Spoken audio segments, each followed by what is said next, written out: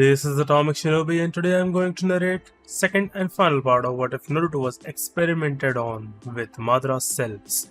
If you enjoyed this video, please like, share and subscribe to this channel. Now wasting no more time, let's start the story. Raindrops mimicked the motion of tears as they streamed down the foggy translucent screen, splashing against the window. A flash of lightning, a clash of thunder, the rain reverberated noisily with the wind. The sympathetic fallacy that such a mood seemed to produce was contrasted with the rattling of trees. In the middle of it, an elderly man sat solemnly in the comfort of his own home, his knowing eyes gazing into space with a weary and unfathomably dejected glow. His face appeared to age by several years, and an ethereal blue light dwindled from his eyes. He limped toward the farthest corner of his house, picking himself up on the ancient sinews he called legs. As though some foul dust had been carried by his feet in his youth, it seemed that every step weighed down his entire body with unending sorrow, never letting the hammer of time settle in. But with every step the man took, the tiniest spark of resolve appeared to ignite in his eyes. He removed his shirt to show off his surprisingly muscular body, which was covered in numerous burns and scars. The thunder echoed as he firmly grasped a steel hammer and swung it down with all his strength. Naive dream. It was but a hopeless dream, that you could find safety here. I'm sorry, young Naruto. In the end, both of our souls could not be saved with just time. But I haven't given up hope yet. You will take your path and carry my future with yours.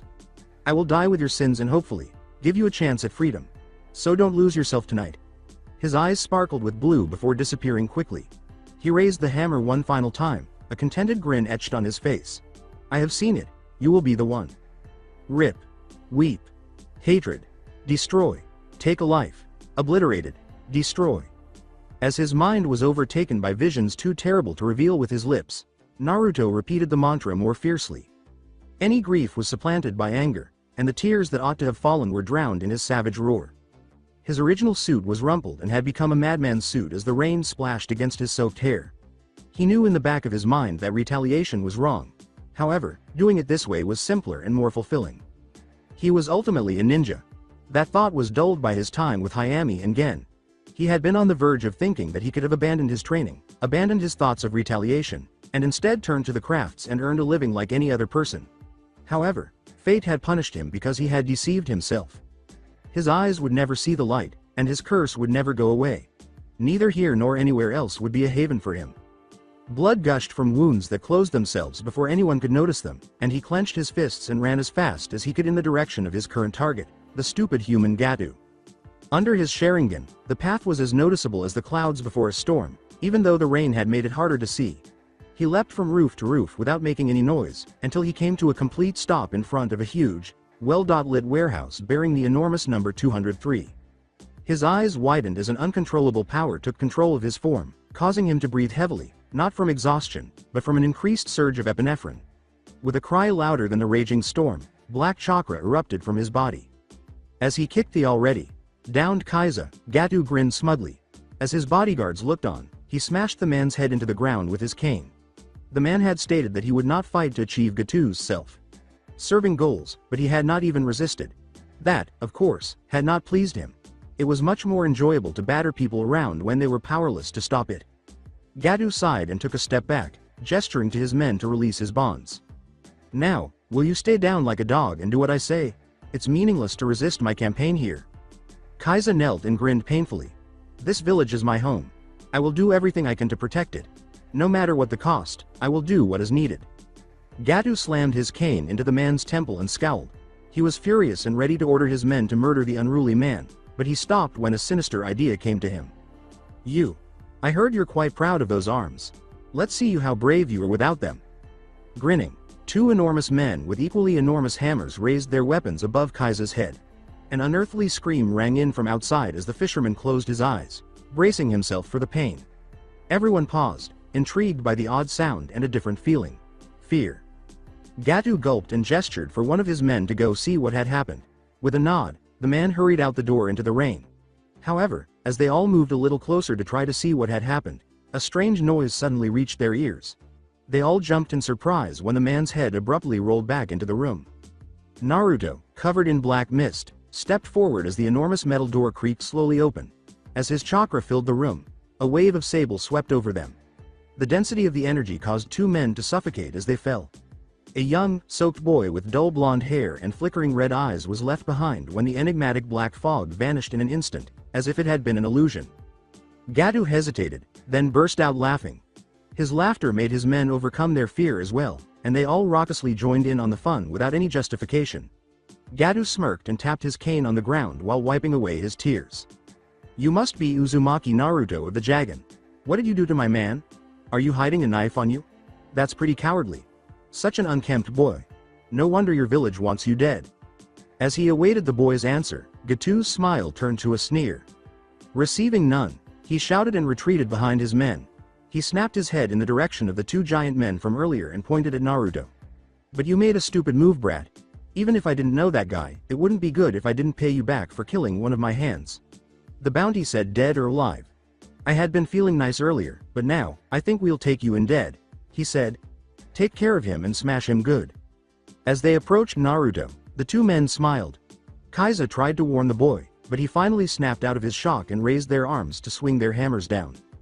"Naruto, run." The hammers were still falling toward Naruto when his arms suddenly flared with chakra and shot up to catch them, leaving Kaiza and the others stunned. The boy's fingers made trenches in the enormous metal mallets, which shattered a second later. The giants stared at one another for a moment, their weapons broken and at a loss. The last thing they would ever see was that Naruto created two clones and then crushed the hearts of the two men by inserting his hands into their abdominal cavities. The other two sprang into action without pausing, ruthlessly taking the lives of their victims. As Gattu watched his men succumb to this monster. One by one, the gravity of the situation finally hit him. And each man's heartbeat became louder and louder as he fell, until the sound of it drowned out his own voice. Naruto's clones disappeared as he completed the action and stepped over the bloody puddles. His hair was dyed a frightening red by rancid crimson and dirty rainwater, and a never-ending stream of blood dripped from his pale hands. He paused beside Kato, pointing to the door with a slightly open mouth. "Get out of here and go home." Despite his prior injuries, Kaiza nodded as he got up and hobbled to the door. But he stopped and clenched his fists before he left.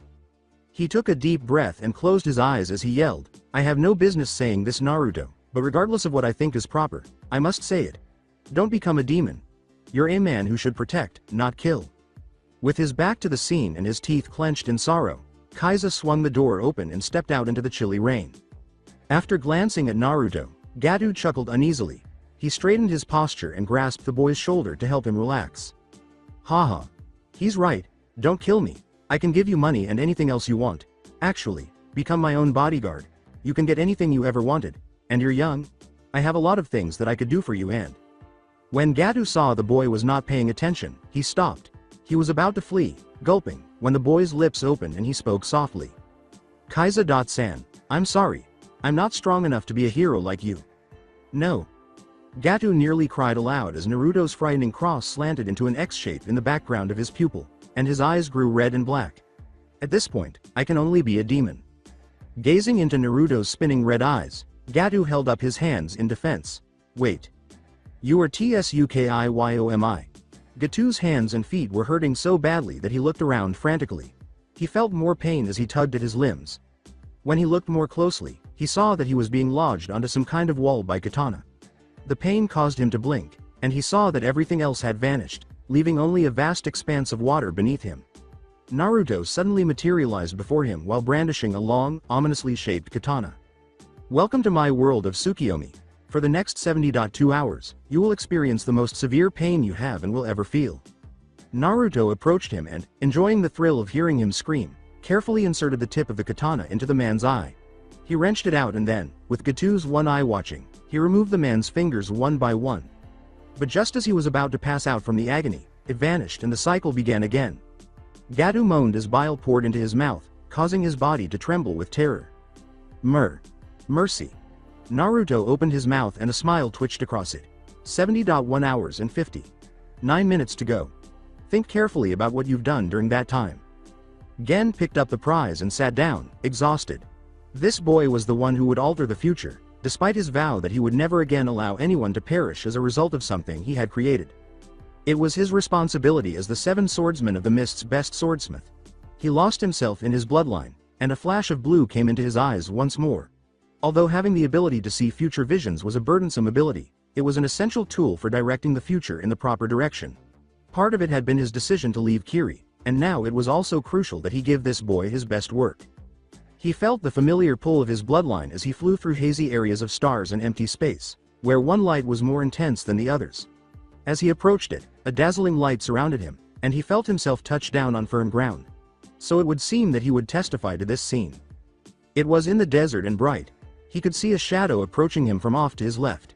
It was odd to see someone like that, completely covered in black, moving through what seemed to be the brightest area he had ever seen. However, as Gen's body began to experience the effects of the man's presence, the brightness soon changed to a different intensity. As the man kept moving forward, he felt weaker and suddenly heavier with coldness. He fell to the ground as the man's face became visible, forcing his eyes to meet that of such a huge and malevolent creature. The man, who was a good 7 years older than Naruto, was covered in black chakra. His face carried a certain cruelty that made even the wise man shudder in terror.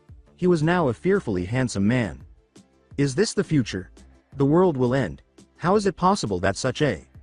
Gen's thoughts came to a halt when he noticed Naruto frowning abruptly at a stranger. Gen turned to his right and froze as silent tears began to trickle down his cheeks. A man who was about Naruto's age stood across from him, a strong glow emanating from him. And standing beside him was another brilliant figure he had seen only once in his life. As the classic conflict between good and evil began, the brightness of the light faced off against the dreadful darkness. Gen closed his eyes and felt himself emerge from the vision as the shop's chilly air filled his nostrils and the sound of rain returned to his ears. With the sword in hand, he wiped away his tears and went into the kitchen to wait for the boy to come back. He grinned as he gazed up at the ruins of the statue of the goddess who had wielded the sword. So this is what you meant. Now, I truly give my hope and dreams to you, Naruto. May you find your true path. Though it isn't much, I hope that you will use this to fulfill your destiny. Your path will be unbearably difficult, but with her help, I have faith in you. As the rain continued to wash the blood from his hair, Naruto strode in menacing unison towards the trash site. Gattu had passed away. Tsukuyomi had stabbed himself in the throat as soon as he was freed. Given that Tsukuyomi was meant to put the subject into a comatose state, it was an amazing accomplishment. He had overcome his unconsciousness because he had wanted to die so badly, but now it was over. He approached Hayami and draped his coat over her lifeless, icy body before removing it. At last, he fell to his knees in the mud and sobbed while holding her weak body in his arms. His tears were entangled with the rain, which splashed against his frozen red irises, creating a requiem of pain and suffering. Hayami would die here, leaving all humanity behind and living as a shadow. He had used his own hands to murder his best friend. The event was merely sparked by other people's greed. Others were harmed by his very existence. Her white hair hid his face as he buried his head in her shoulder and closed his eyes. If only he could hear that voice again, or hold her warm hand. However, it was not feasible. His life had been predetermined by fate to be an endless hell. The way the villagers treated the Kyuubi, the death of Shisui, the betrayal and village abandonment of Itachi, the death of Hayami. He had to leave and be by himself. Now he understood that. He could only control his emotions by himself. This would never happen to him again. No, this could not happen to him again. At last he got up and started walking again, letting the rain carry away all his grief, all his rage, all his memories. That day, the trash strewn carelessly over the site's sunken and all too unstable ground killed and withered a part of him, the capacity for love. That was Naruto of the Jagan's real birth. He walked up to Wave's highest point and made a bunchen to hold her while he began digging. The hard dirt and debris tore through his skin, causing his nails to bleed. The rain was so intense that each clump of dirt sloshed behind him. His mechanical arms continued to plow through the already collapsing mud as he did so with an almost possessed air. But in the end, he was able to dig a proper grave. He leapt down into the colossal hole and laid Hayami down after stealing her body from the cage bunchen. This is the best I can do for you now, I'm sorry. He jumped out of the artificial trench and gradually refilled it with dirt. Her pale face was covered by each patch until the ground eventually engulfed her entire body. After patting the surface, he used chakra shaped blades that emerged from his fingers to smooth out 2 tree branches. Then he turned away and walked back down the slope, placing them on top to indicate that it was a grave. And the rain washing down on him as he walked washed the mud off his hands. Gen felt a familiar yet terrifyingly alien chakra come toward his door, and his eyes flitted open. Before the portal finally creaked open and a drenched Naruto appeared in the doorway, the figure stood there for a while. Naruto merely gazed at the man for a moment before making his way over. However, he muttered a few words in a low voice before he took the first step up. Hayami and Gattu are dead. I'm leaving. Naruto then went upstairs to collect some things. Gen rubbed his temples and sighed. This vision had come to him earlier that evening, but reality was never easy. As he gazed at the sword in his hand, a pain tightened in his heart. For a moment, he wanted to rush upstairs, give the boy a big embrace, and reassure him that everything would be alright. That he might remain here and attempt to continue. However, that was a stupid idea. Every time the Mikimaro clan's visions were violated, the timeline was horribly ruined. Furthermore, if his dream materialized. With a small sack tied behind his back, Naruto made his way downstairs in silence. He had made the decision to travel light and had packed only a few extra changes of clothes. He was about to grab some of his swords as he entered the workshop when Gen intervened. You won't need those. Naruto turned back to face the man and stopped moving. His eyes were devoid of both demand and question. They were just plain. Gen inhaled deeply, suppressed his heartache, and held the sword before him. This is the greatest sword I have ever made. It was made as a holy sword in the streams that connect this world to the afterlife. Having no name, it has yet to find a proper owner. I made this 60 years ago and it is still the greatest piece I have ever forged. In the tiny workshop, a sword with elaborate glowing blue engravings sounded a song of sheer power as it was removed from its deceptively simple black metal scabbard. Naruto felt a strange impulse to hold it suddenly, and his own icy blue ones locked onto the engravings. Gen sheathed it and held it up for him to grasp, grinning at his response. However, it is not finished yet.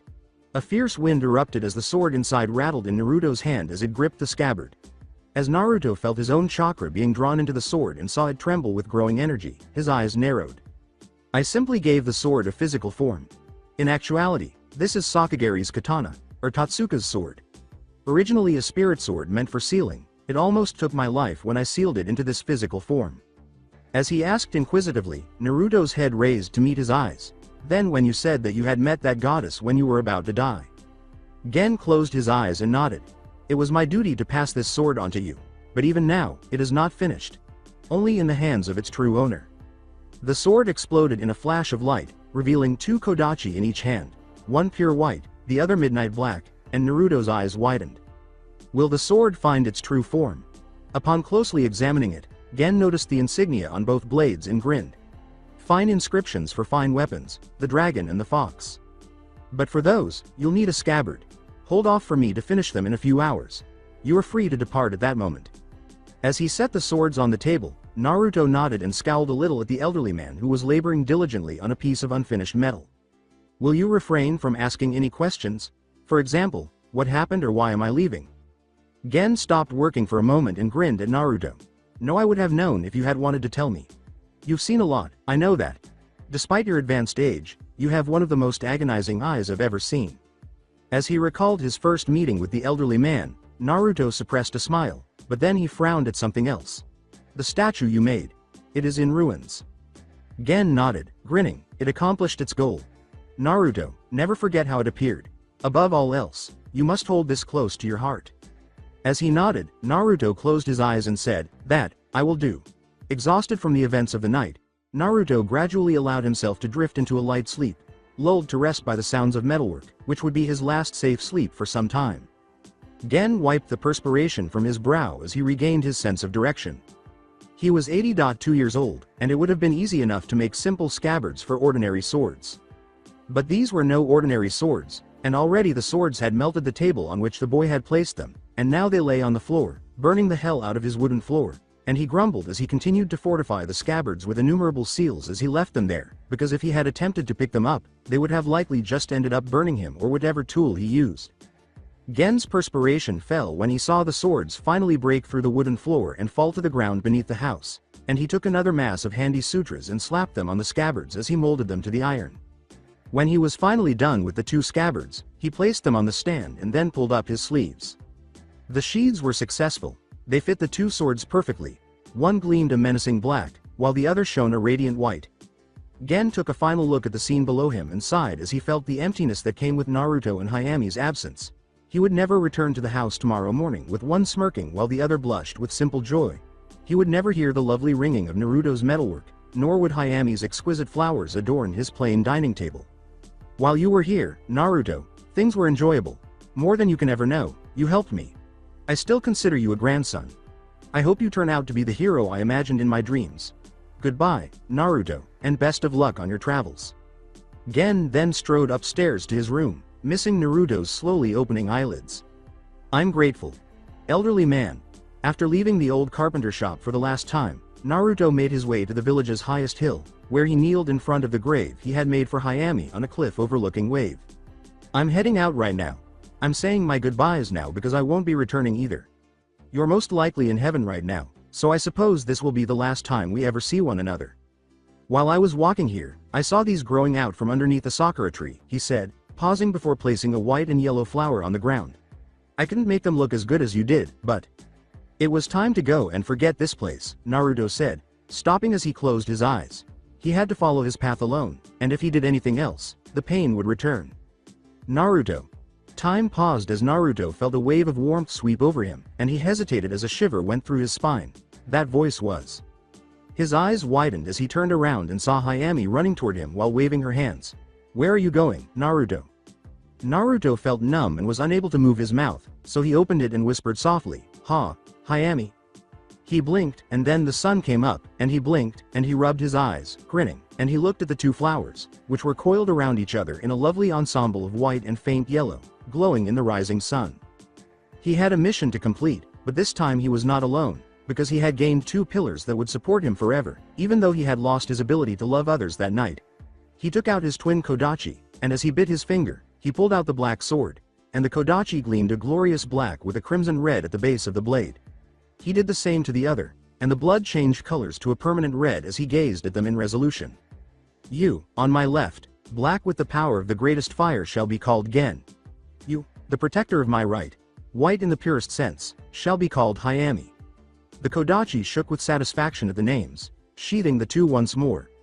His eyes' light changed from dullness to a fierceness more fierce than any blade, and he felt a surge of resolve as he saw his path laid out before him. Ultimately, Wave, a poor and backwater nation, had taught him a unique lesson: resolve. As he left the grave, he walked down the slope, feeling the already familiar weight of Hayami and Gen on his back. No, he would never again be by himself. As he walked down the main street, Naruto's steady steps brushed lightly against the damp path.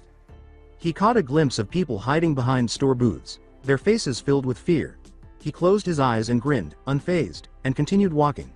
Of course, no one had suspected that he had the ability to do this. To them, he had just been the village prodigy who had shown some promise in carpentry.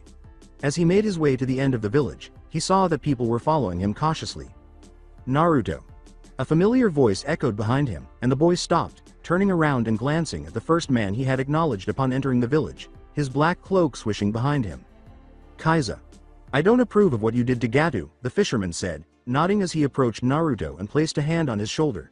"Regardless of whether the victim deserved it or not, murder is not a crime that ought to be committed." Because of his respect for the man, Naruto kept quiet, preventing his own principles from escaping his lips. "But be aware of this, Naruto Uzumaki. Above all of us, you possess the ability to be a real hero. You can stand up for justice with that strength of yours, even if what you did was wrong." Kaiza knelt on the ground and bowed his head, saying, "You are always welcome to return. We will welcome you with open arms then. Know that you are not alone in this world and keep us in mind until then." After giving Kaiza's figure an indifferent look, Naruto bent over and touched his shoulder. "Your ideas. I'll never forget them." He turned to leave, but someone else stopped him. "Uzumaki-san, hold on, here, I brought you apples for your journey," said a stout man who was carrying a huge bag as he ran up to Naruto, panting heavily as he placed it on the ground. "I'm sure you'll be hungry." "Thank you, but I will have just the one." Naruto smiled and paused in surprise at the unexpected act of kindness. He took a red apple from the bag and put it in his pocket before continuing on his way without looking back to see the bowing figures of all the villagers behind him. After 2 weeks, although he had assured Kakashi that he would wait and follow the traditional path to becoming a ninja, Sasuke's new policy was absurd, and he clenched the sides of the table as he gazed at Iruka in shock. As he started talking again, Iruka coughed nervously from the sheer volume of glares. "Well, yes. As a result, the Hokage and the council have agreed to set the academy's graduation age at 14.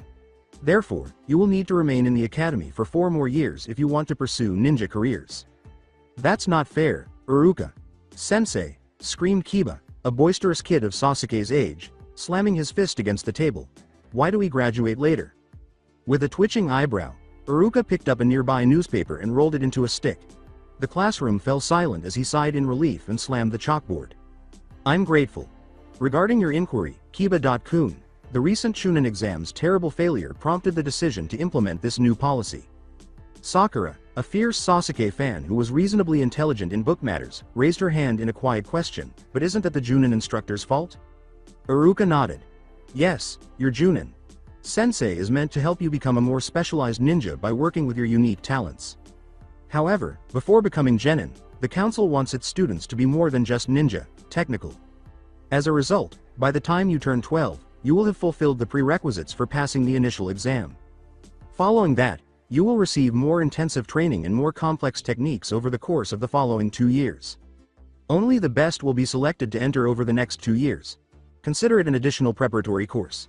But everyone, exercise caution. The training is only for people who have the potential to be strong ninjas, even though it is still a part of the academy.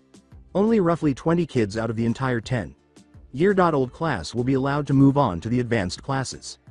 There was always a meaning beneath the underneath, and Sasuke scowled as he leaned back in his chair, knowing that he would have to ask Kakashi later what this really meant. Alright, let's go over the henge jutsu again. As they lined up to demonstrate their techniques, the class as a whole moaned, if only there were a prankster to make the class more interesting. After 2 weeks of traveling, Naruto's hand shot up as he crushed a number of mosquitoes with his bare hands. Despite the grass's simple name, the area was more akin to a jungle, and he had already killed about 20 centipedes larger than himself, 200 mosquitoes, 17 unidentified insect species that used a strange poison to melt things, and a stupid monkey that had attempted to steal his apple. What was worse was that the trees were too thin to jump from, the foliage was too thick to run through, and the muddy terrain sank with every step, making this place his least favorite place in recent days. He was tempted to burn the entire forest in a blaze of Amaterasu, but that would expose him to Kusa-nin, so he plodded on, cutting a nearby tree with his chikudo, not wanting to use Gen or Hayami for such a trite matter. Rejuvenated at the prospect of finally reaching the city, he resumed his slow journey with more energy in his step. He slipped past poisonous insects and spiders, pulled out his map, and tried to find his location. He tucked it into his pocket, shot a packet of chakra to his feet, and leapt as high as he could. After passing through several levels of foliage, his head finally peaked above the tallest trees. He turned his head quickly and saw the parts of tall buildings to his east, just 6 kilometers from his position. 6 deaths and 6 resentful monkeys later.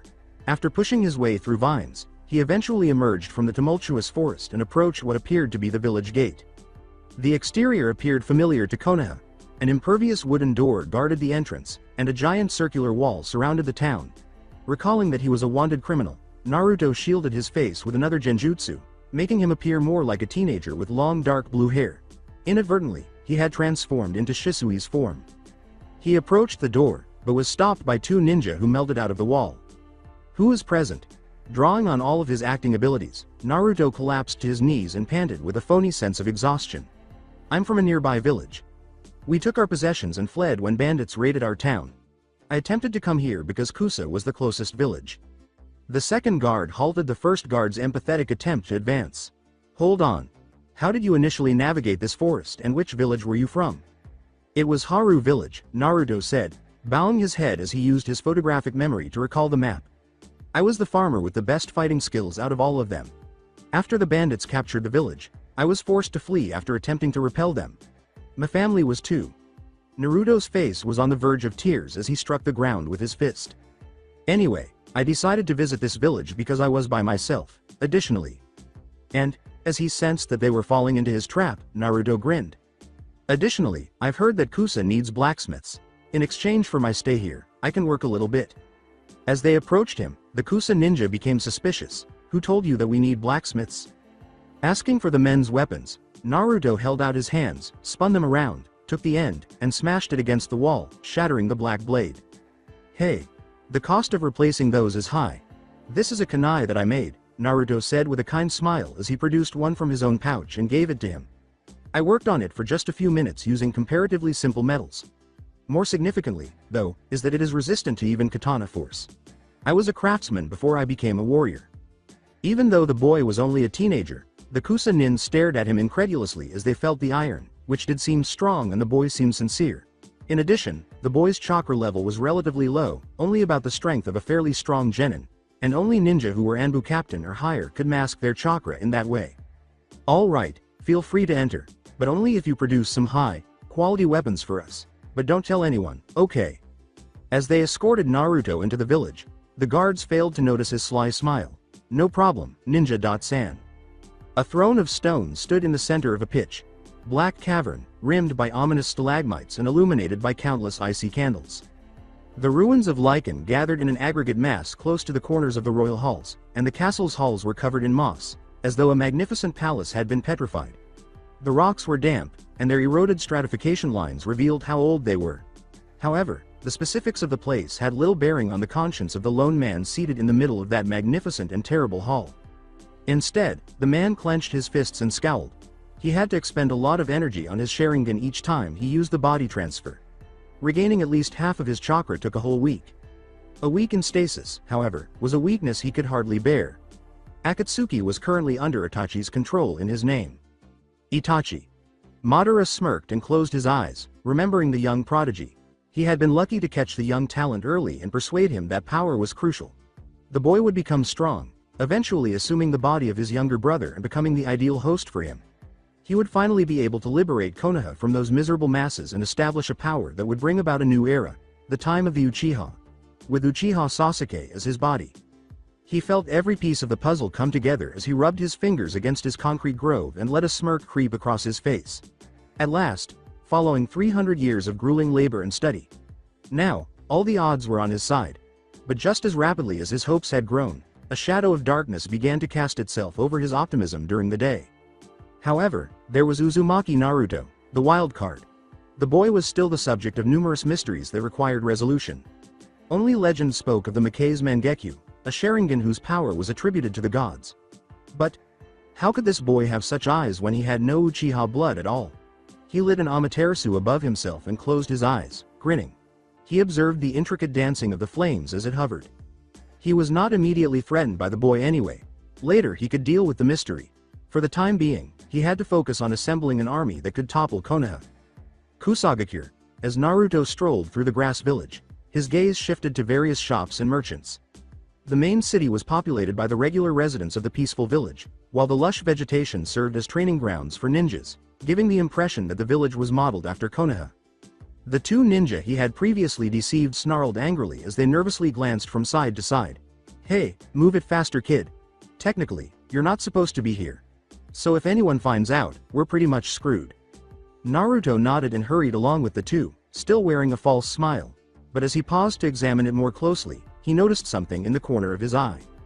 Naruto's eyes moved in curiosity as he read the big, bold words on the big wooden sign that was erected above the main street. Do you believe you are Kusa's strongest person? Do you want to make some quick cash?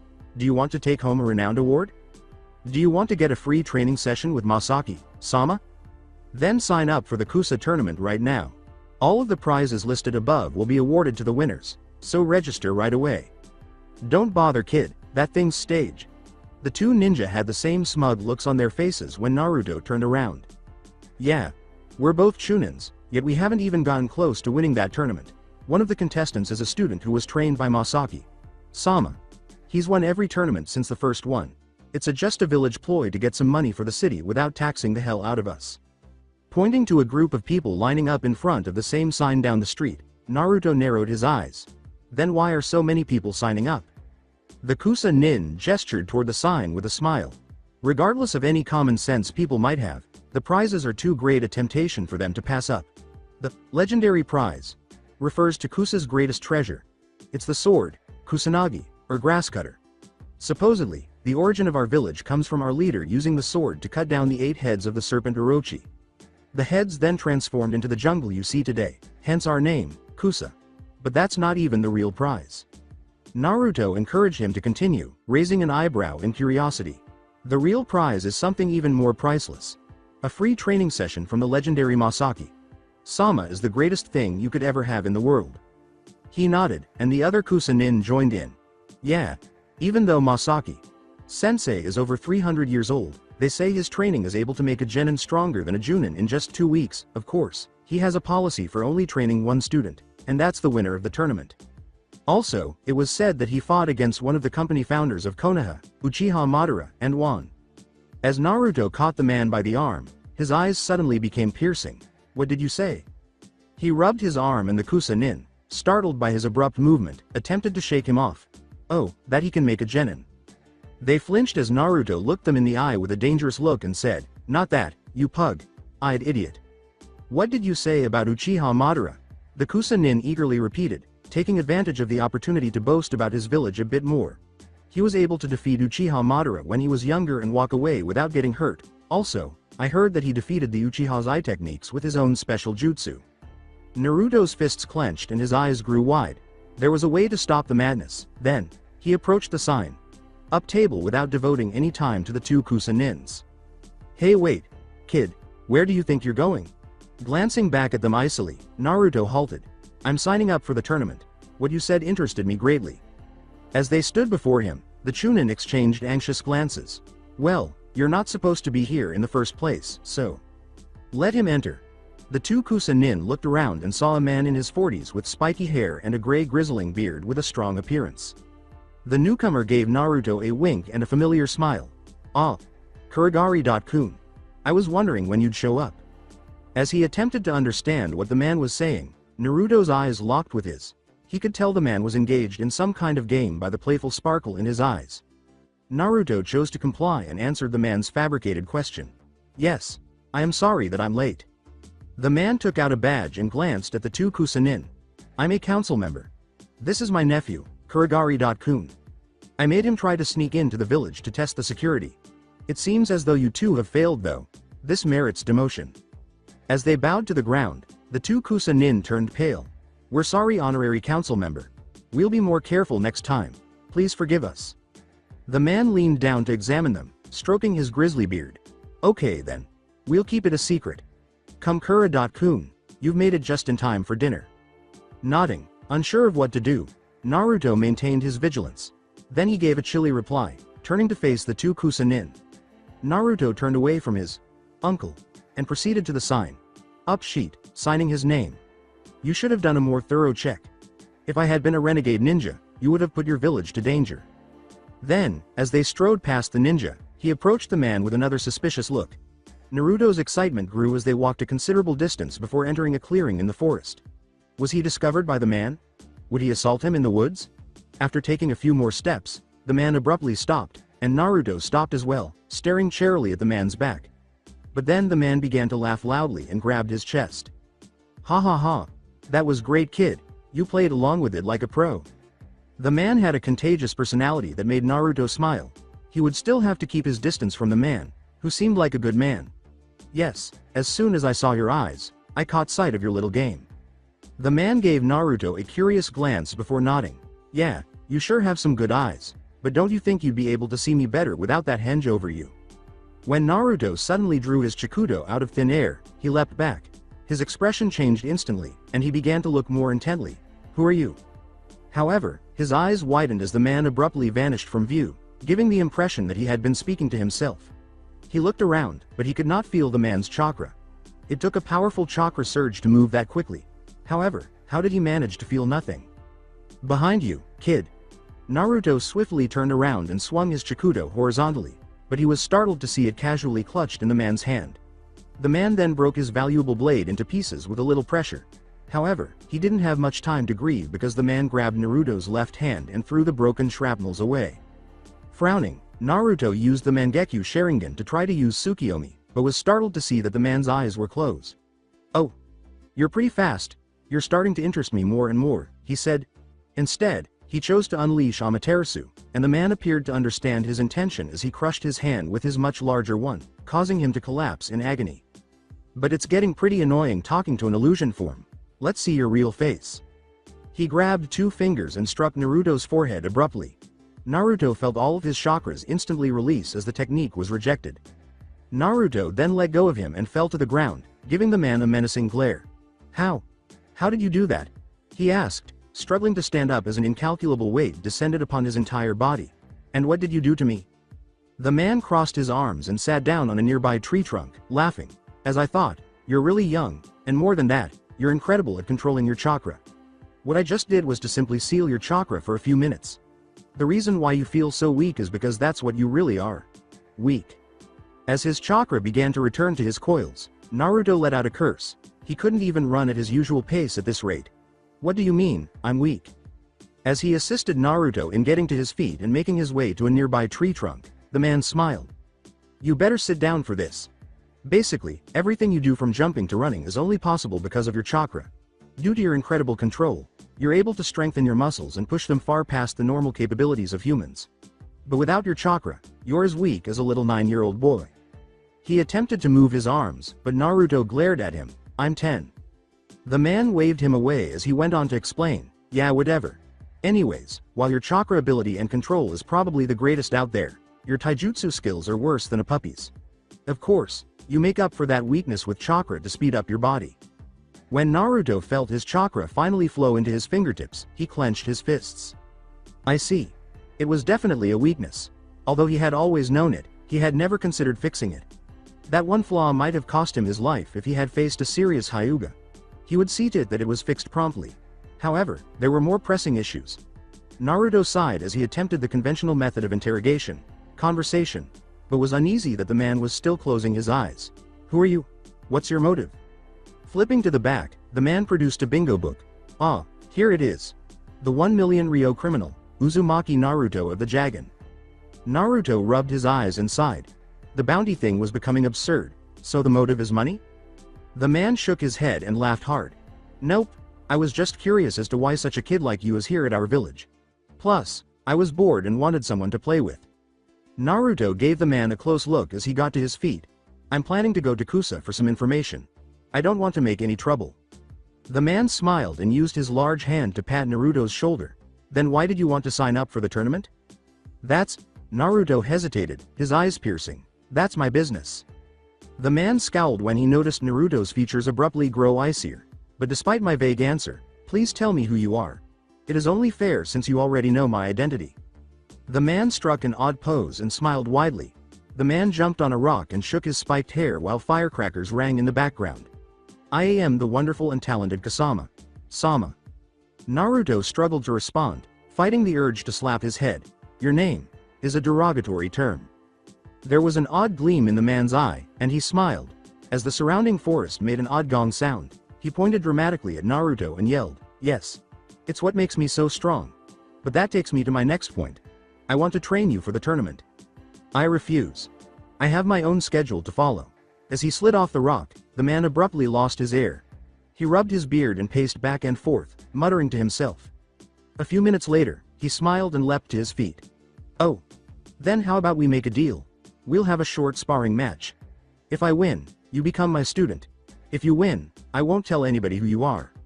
Naruto shook his head and gave him a questioning look. Why are you so bent on teaching me? I can't help but think that you'd have an ulterior motive. For a minute, the man smiled.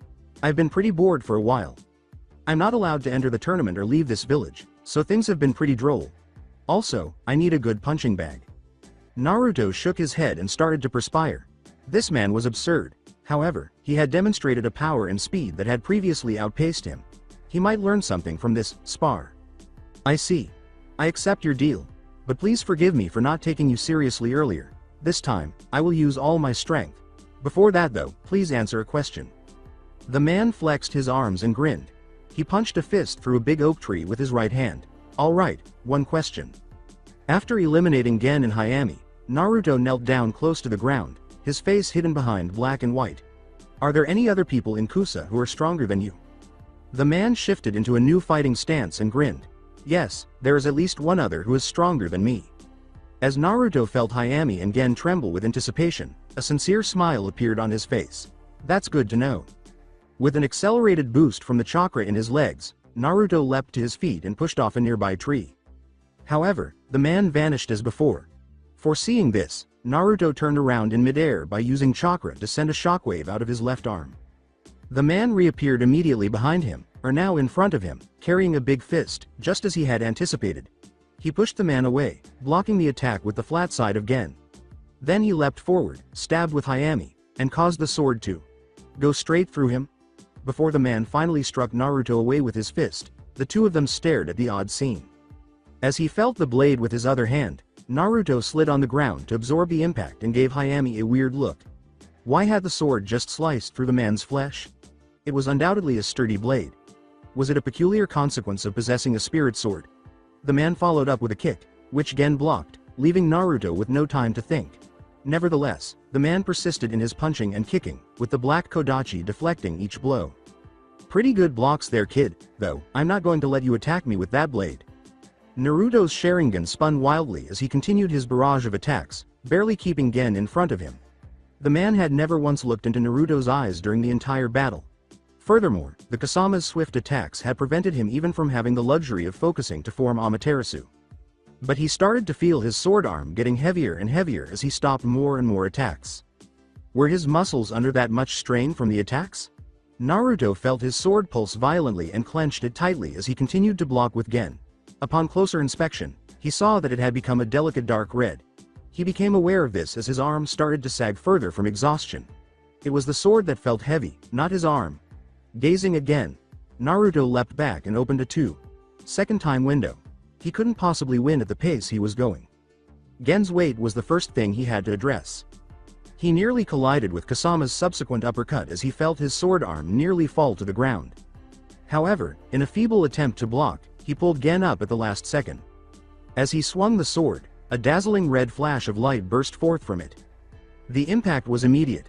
The now crimson Kodachi emitted a huge, red crescent shock wave of malevolent energy, glimmering a fantastic red. It swung around, sliced through the tops of trees, and then flew off into the distance, a huge crescent beam of energy shooting upward between the two. He turned to see that the attack had even developed in the room. Kasama grinned as he saw Naruto's puzzled look while he charged his own chakra in preparation for a counterattack. That was a very good attack, boy, but now, it's time for mine. As Naruto felt the man gather a great deal of chakra in his body, he shook his head and forced his thoughts out of the gutter. Ninpo. First Flash, Ninja Arts, Hitotsu Hirameki. Naruto's eyes widened and a pure wave of energy blasted out of the man's body. Even with a shunshin, it was impossible to escape the blast. The blonde braced himself, gritting his teeth and involuntarily placing Hayami in front of him. To his surprise, however, the blast vanished as soon as it made contact with the blade. The enormous ball of energy appeared to be sliced by the act of simply holding Hayami in front of him. Before Naruto finally smiled, the two gazed at the sword in equal confusion. He appeared to have acquired two extremely unique weapons in Kiri. He leapt forward, swung Gen at the man's neck, and sheathed Hayami. But before he could execute the attack, his limbs became immobile, and his body abruptly went numb. The midnight black Gen slipped from his limp hand, and his eyes closed as his reticular activating system failed. Where is it? Am I? It was cold and dark. He turned his head to the side and attempted to approach it, feeling a hit of warmth. What was it? A cozy calm descended upon him, and he felt his cold body slowly thaw as he tried to reach for it. You finally awake, boy? Naruto sat up, his eyes snapping open. In addition to the giant he had battled earlier, he had been sleeping by a fire during the night. He examined him closely and saw that Kasama was holding Hayami and Gen in his hands while smoldering blisters burned through his skin. Nevertheless, the man gazed intently at the swords, seemingly oblivious to his pain. Amazing. Where'd you get these swords, boy? As Naruto watched the man's hands begin to peel off, he began to perspire. Your hands are burning. The man then screamed as he dropped the swords, looking down and asking, what kind of a place is, your hands are, AGHH, oh my god. My hands are burning. Kasama ran in circles and rolled around on the floor, performing an odd dance. Is he a fool? As Naruto watched the man start to hop up and down and hoot like a monkey, he couldn't help but wonder. But as he pointed at Naruto, the Kasama abruptly turned, as though he had heard his thoughts. Oh, you just called me an idiot, didn't you? Naruto started to perspire once more. An idiot with mind, reading abilities? Kasama sat back down by the campfire and coughed a little as the pain seemed to subside. Well, as I was saying before, I found out that my hands were burning. The man's hands were in perfect condition now, and Naruto nearly did a double take. Had something really been accomplished by the odd dance? Where did you get those swords? After taking the two swords and putting them in their corresponding scabbards, Naruto scowled. They were given to me by a good friend. Kasama patted his knees and grinned. Fair enough. But tell me, do you know what these weapons are capable of? Naruto nodded, remembering their battle. Gen seemed to get heavier the more attacks he blocked. After a while, I was able to send all the energy I had absorbed back at you. On the other hand, Hayami, while it wasn't able to attack you directly, was able to cut that attack you did before. I'm guessing that it can dispel chakra-based attacks." The man nodded and grinned. "You're a smart kid for figuring that out from just one fight. But there's something else. Look at your swords." Naruto drew them out with a frown. The dragon on the white sword had acquired a pair of wings, and the fox insignia on the black sword had developed 2 tails. I'm guessing that those weren't there before? Naruto examined the altered insignia and gave a silent nod. According to old legend, the Kyuubi had 9 tails while the legendary white dragon had 6 pairs of wings. I believe that besides the normal function of being able to cut, your 2 swords also have more abilities hidden inside of them. The black one with the fox has shown the ability to strike back with 1 great attack after blocking several smaller ones. The white sword with the dragon was able to cut one of my strongest attacks, and as you said, it was not an attack you'd be able to cut normally. However, it looks like using those abilities take a severe toll on your body since it takes the chakra needed for it directly out of you. Looking at his swords, Naruto took the information seriously. Had Gen-san truly given him such magnificent swords? He was aware of their uniqueness, but, as he observed the man's grave expression, he permitted a small smile to appear on his face. This man might not have been a simple moron. The Kasama stopped when he smelled something burning and said, "Yes, that is why." He saw that his hand had been resting on the flames when he looked down. "Ghhh, my hand's on fire again." Watching the man's antics, Naruto sighed and hopped around and rolled on the floor. No, he retracted everything he had previously thought.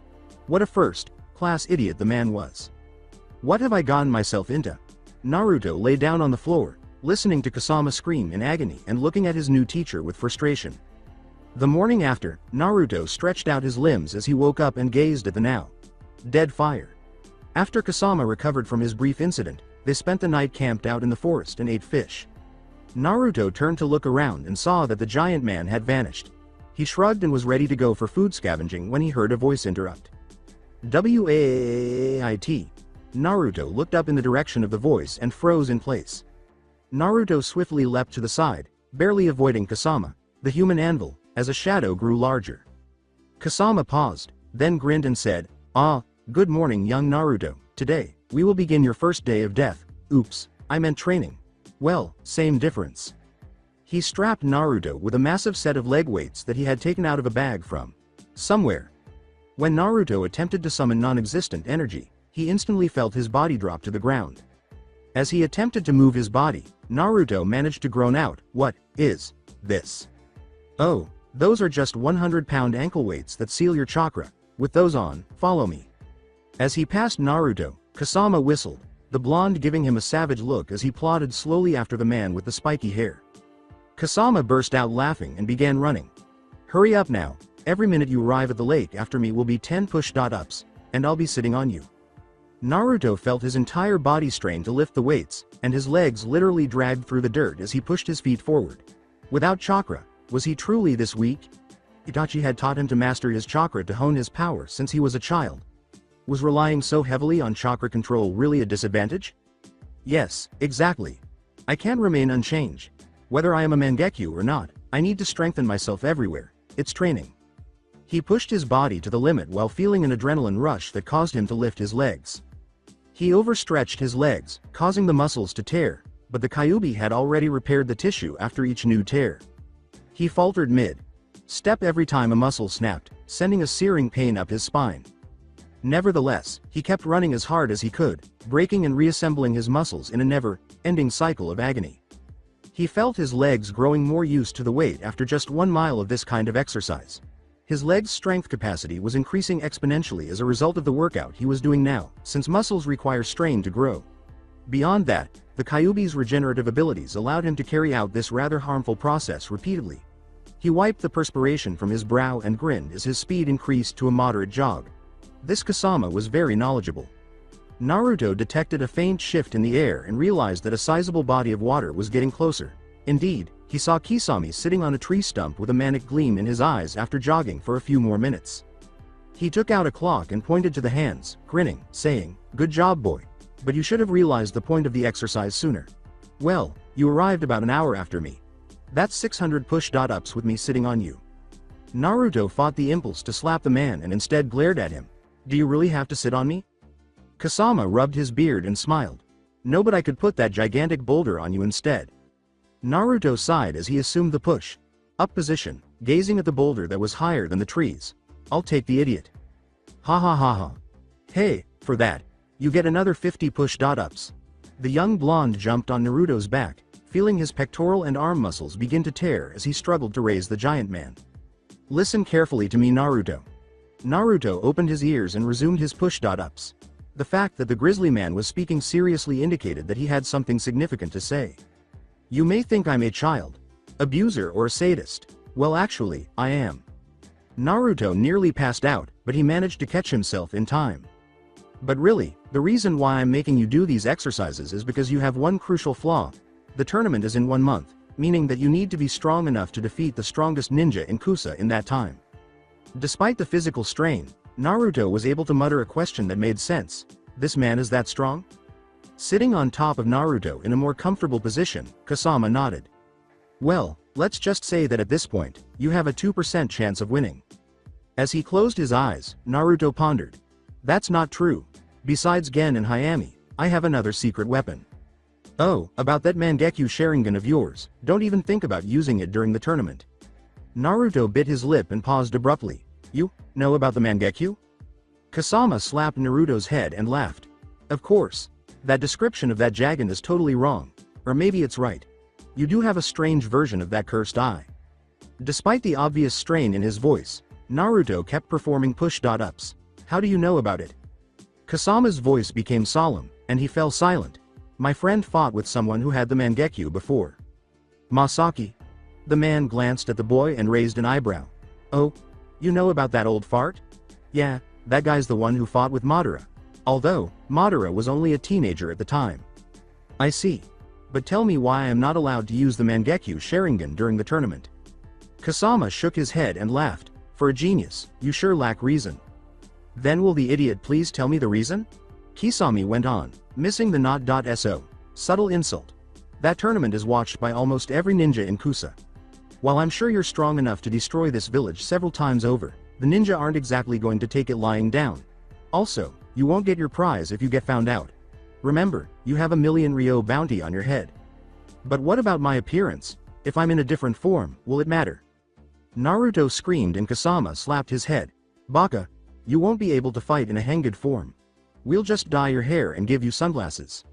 What a easy approach. Naruto shook his head, thinking, maybe it wasn't always a good idea to overthink things. Then, without warning, Naruto got to his feet, knocking Kasama's head to the ground. Well, that makes 650 push-ups. Kasama grabbed Naruto's shoulder and smiled malevolently. Oh, good job. You're quite fast. Tired, are you? Naruto glared at him, refusing to show weakness. No. Kasama made an odd face that resembled a hybrid of a tortoise and a laughing chipmunk. Good, because here's your next assignment. He gestured toward the lake with a dramatic lift of his hand. There, the lake? Do you want me to run on the water? The man pointed down and shook his head. No, what you'll be doing is much more difficult. Remember, I'll be training the hell out of your taijutsu. This is the final step before the real training. Naruto took a step back and gave the man a suspicious glance. Real training? With a nod, Kasama abruptly appeared behind Naruto. For this exercise, you have to be able to swim to the top to breathe because you'll be dragged down the lake by your weights. Wait. Naruto flew over the land and fell into the lake after Kasama punched him in the back with his right hand. As soon as he hit the weights on his legs, he immediately fell to the bottom. Naruto held his breath as he fell for roughly 50 feet, watching helplessly as the water pressure started to crush his body. He fought to keep his eyes open in the thick water as he finally touched down on the lake's floor. His bones were already filled with nitrogen from the extreme pressure in his body. Any sudden ascent would cause excruciating joint pain, which he did not enjoy. But he had to make an effort to live. Oh no, that insane sadist. He was able to rise a couple feet in the water by pushing off with his feet, but the weights quickly brought him back down. He barely climbed a few feet in his attempt to swim before the strain caused his arms and legs to give out. His body had already been worn out from the push-ups and jogging. He did not lose the fatigue he acquired from such actions, even though the Kyuubi did heal and rebuild his muscles. He began to sense the futility of the effort and kicked continuously as he tried to ascend the watery depths once more. This was beginning to look unfeasible. He opened his mouth as he choked, feeling his lungs tighten from the lack of air. He forced his mouth shut once more and felt his eyes shift to the back of his head as he gazed up at the illuminated water's surface. As he felt his body escape the watery prison and enter the sanctuary of his mind, a certain darkness descended upon him. Am I going to die here? In this pitiful manner by the training method of a fool? Naruto's muscles stopped responding to his commands, causing his limbs to go numb. What difference would it make even if I did die here? For what reason did I initially try to become so strong? Was it only for self-discovery? Was it revenge? For what reason am I pursuing that man? I can't recall. I feel like I'm going to fall. How much time have I spent submerged? You exist because you have yet to find your true purpose. As the voice echoed around him, Naruto's eyes widened. As his feet pressed against the still water below, a musty, dank odor filled his nostrils, making him feel as though he was in some kind of sewer. The water that had previously surrounded him had vanished, to be replaced by a spooky light that cast a yellow glow over his figure. Additionally, if he squinted, he could see odd kanji on the gloomy, dilapidated walls that resembled an infinite number of tomos. Who's there? Come to me, follow my voice. The dull lights above him outlined the sepia walls, and Naruto followed the voice, ignoring the fact that he had been underwater only moments before. He entered a large room the size of at least a small village and felt a large presence to his left as he moved through the hall. The surprise didn't end there, though. Two hideous eyes peered out from the shadows behind the ancient dungeon bars at the other end of the room. And so, we finally meet. I am the Kyuubi no Yoko, the most powerful of all the Biju. Naruto experienced a strange feeling of awe and found himself drawn to the amazing creature. He should have been furious, but this creature had caused him suffering as a child. What did you mean by, find your purpose? The blonde couldn't help but repeat the question that had apparently led him there, despite the fact that he had a million other questions he wanted to ask. Wisps of red chakra boiled off the Kyuubi's red fur, revealing its evil teeth. Do you know why you have the Mangekyo Sharingan? No. First, do you know exactly what the Mangekyo Sharingan is? Naruto shook his head slowly. As the Kyuubi licked its teeth, its chakra soared. Interesting. The boy who connects the present to the past has no idea of his situation. Pitiful human. Those cursed eyes came from demons. Before the newly instated god Izanami ascended to heaven, he had mated with a human woman and had twins. Her child gave birth to what would be the precursor of the Sharingan, while the other would consummate with another low-level demon to form the Byakugan. The precursor to the Sharingan, called the Mikai's Mangekyo, was an entirely different Dujutsu than the Sharingan you know today. The wielders held the power to control demons. Also, they had another unusual ability that disappeared after a couple of generations. However, after time, the descendant of the child who held the Mikai's Mangekyo had a child with a Byakugan user. This gave rise to the Sharingan. Of course, that eye technique is an imitation of the true cursed eyes. But as for the other line of Mikai's Mangekyo users, the majority of them turned insane for some reason. The ones who still had the true Sharingan quickly died out as the new Sharingan became the mainstream Dujutsu. And after about 1,000 years, the bloodlines of Sharingan and Byakugan had developed as separate entities with little side effects.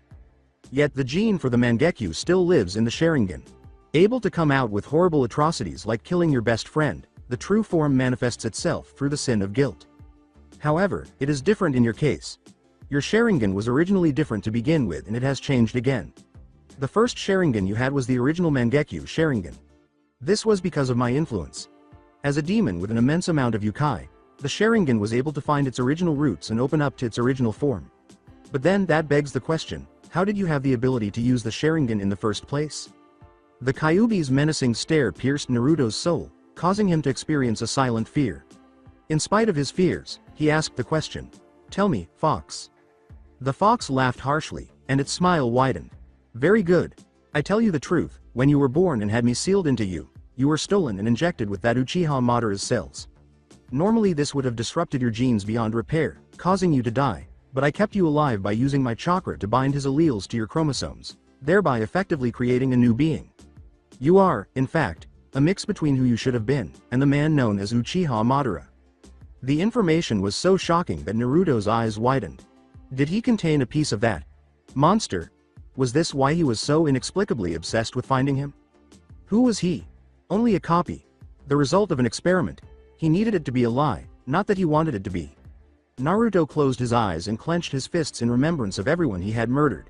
It had been such an easy, natural act. With that man's heralding, it appeared that fate had already marked him before he was born. However, for some odd reason, this information seemed to arouse curiosity as well, rather than deter him. So in the end, I am just a candle lit by coincidence. But tell me, who was the one who made me like this? The fox stared intently at Naruto's pale face without saying anything. Naruto let it go with a sigh, knowing that he would not get any answers. For one day, he had learned enough about his mutated ancestry. The fox most likely had a valid reason. As sheer power blasted through the bars, Naruto looked up at the giant demon and wondered where this strange trust came from. He had no idea if the demon was telling the truth. The fox could have fabricated everything he was going through, whether for psychological warfare or some other arbitrary reason. But, as the blonde started to experience an odd sense of comfort from the fox's presence, this odd attraction pushed these thoughts aside. There was silence for a few moments, and then Naruto looked up again, scanning the nearly empty room and seeing bars of a jail. A large piece of parchment paper, blackened with deterioration, lay in the center. Is that the seal that holds you in this cage? One of its tails slammed against the cage, and the Kyuubi snarled. You are correct. Yet, that man's cells are causing problems for me. The Mangekyo was originally a cursed eye, as you know already. Not only will it bring pain and suffering in the future, but you will also lose the light of your normal eyes. Blindness. Yes. However, I have been constantly using my chakra to attack this curse. Even now, I am constantly healing your eyes. Also, whenever you use that black chakra of yours, you're actually using a corrupted form of mine. Hence, all the techniques of the Mangekyo come from my chakra. Then why do I still suffer chakra depletion? Let me continue, idiot peon. Anyways, this was true until your little incident back in Kiri with the tattoo of yours. For some reason, it's been feeding more off of your chakra now. To compensate for this, I have been feeding you some of my own chakra. Why are you helping me?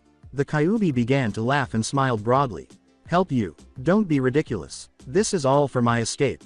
Naruto sighed and shook his head. The demon was everything he had hoped for. Can you then explain why my Sharingan is different now? Before it was a cross.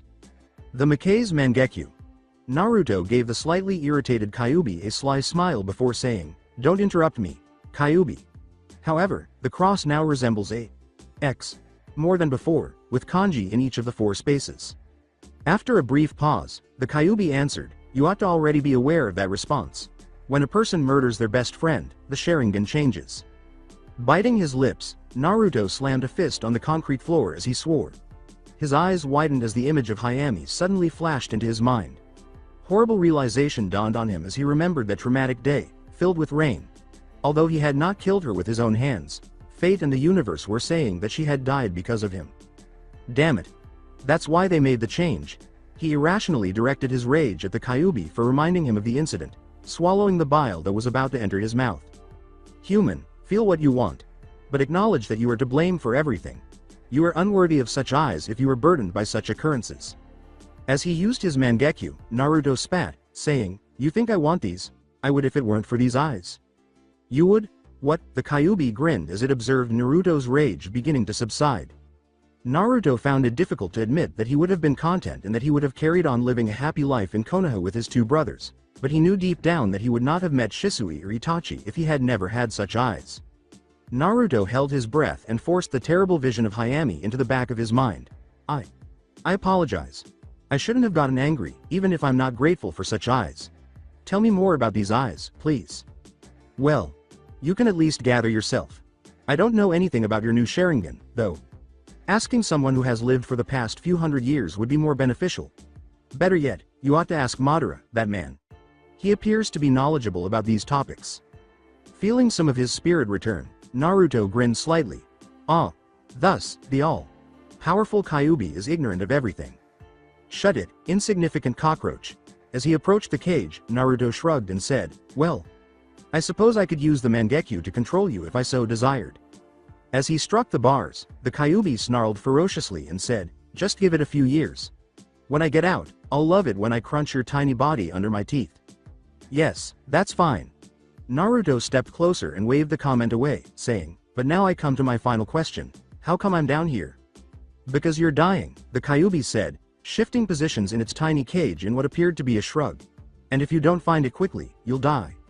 With a questioning gaze, Naruto said, Find what? The room began to blur as gray and pond blue blended together, and he felt suddenly cold. As the Kyuubi's ominous face vanished, A loud voice reverberated through the vanishing space. Your belief. Do this well, child. It is essential to our respective futures. He was back at the bottom of the lake, but his eyes were dimmed a little as he felt a weariness act upon his body and spirit. In any case, that was the Kyuubi no Yoko. He didn't look like the monster from the books. As he drifted through his mind, he also recalled another revelation. I also have cells from Madara. That would explain the Sharingan. But as for my conviction, this feeling of revenge seems so empty.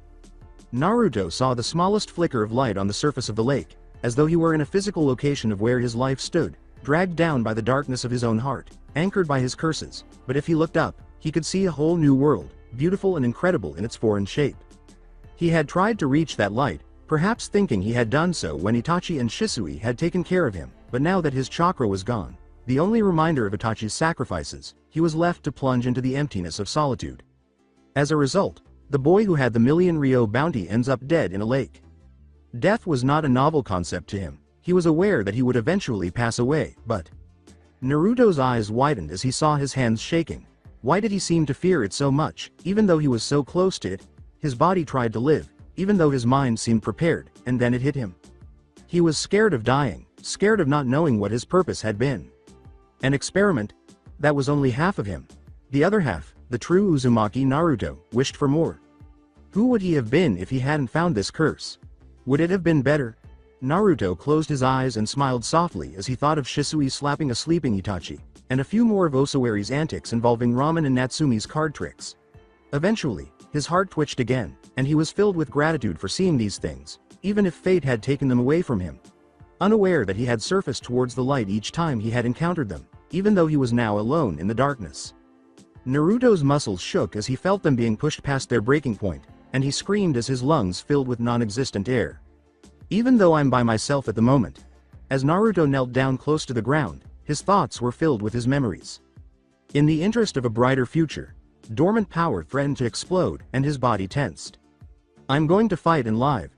The child was stupid. Each time he had attacked, the boy had reacted in a way that endangered his own life. It was not good to be afraid, but it was also foolish to be careless. Kasama whistled as he sat down on a rock, reading a copy of Icha Icha Paradise in pure bliss. When the visitor he had previously sensed arrived, Kasama smiled and twitched his ears before closing his book. How'd you get all the way here, ya stupid brat? Leaning on a familiar cane, a bald man with a flowing white beard emerged from the foliage. It's been a while, Masaki. Sensei. Kasama turned around and laughed joyfully, smiling. Gen-kun. You're quite elderly. Your agile little arm was spitting out various swords the last time I saw you. However, the name is actually Kasama now.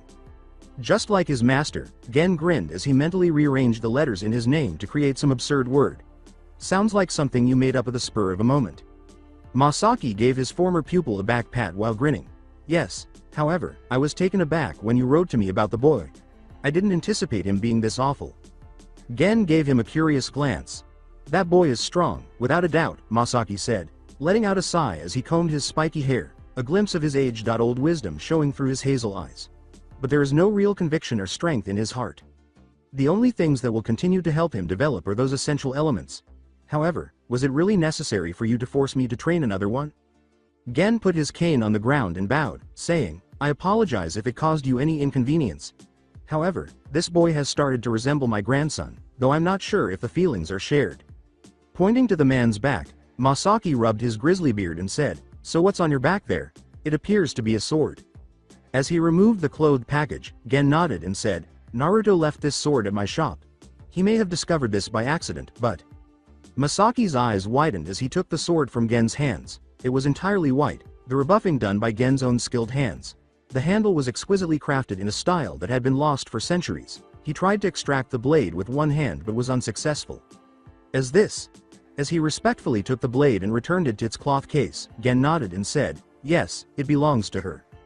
After a long moment of staring at Gen, Masaki burst out laughing, saying, Gen, you ought to have told me sooner. To think that all this time, the one who was chosen was right in front of me. I assumed that he was just a worthless brat that you liked. It appears that we elderly geezers still have tasks to complete. Well, I will be taking my leave for now, Gen said, grinning as he felt a powerful presence suddenly emanate from beneath the lake's surface. Naruto has severed all contact with me, so I can't let him know that I'm here." He put the sword down and bowed again before he picked up his walking stick and left the forest, but Masaki's voice called out to him just before he entered. "Hey!" Gen's elderly eyes gazed into the desolate forest ahead, and he froze in place. "Naruto, that boy. He genuinely cares about you. What his swords are called?" Hayami was the white one, and Gen was the black one.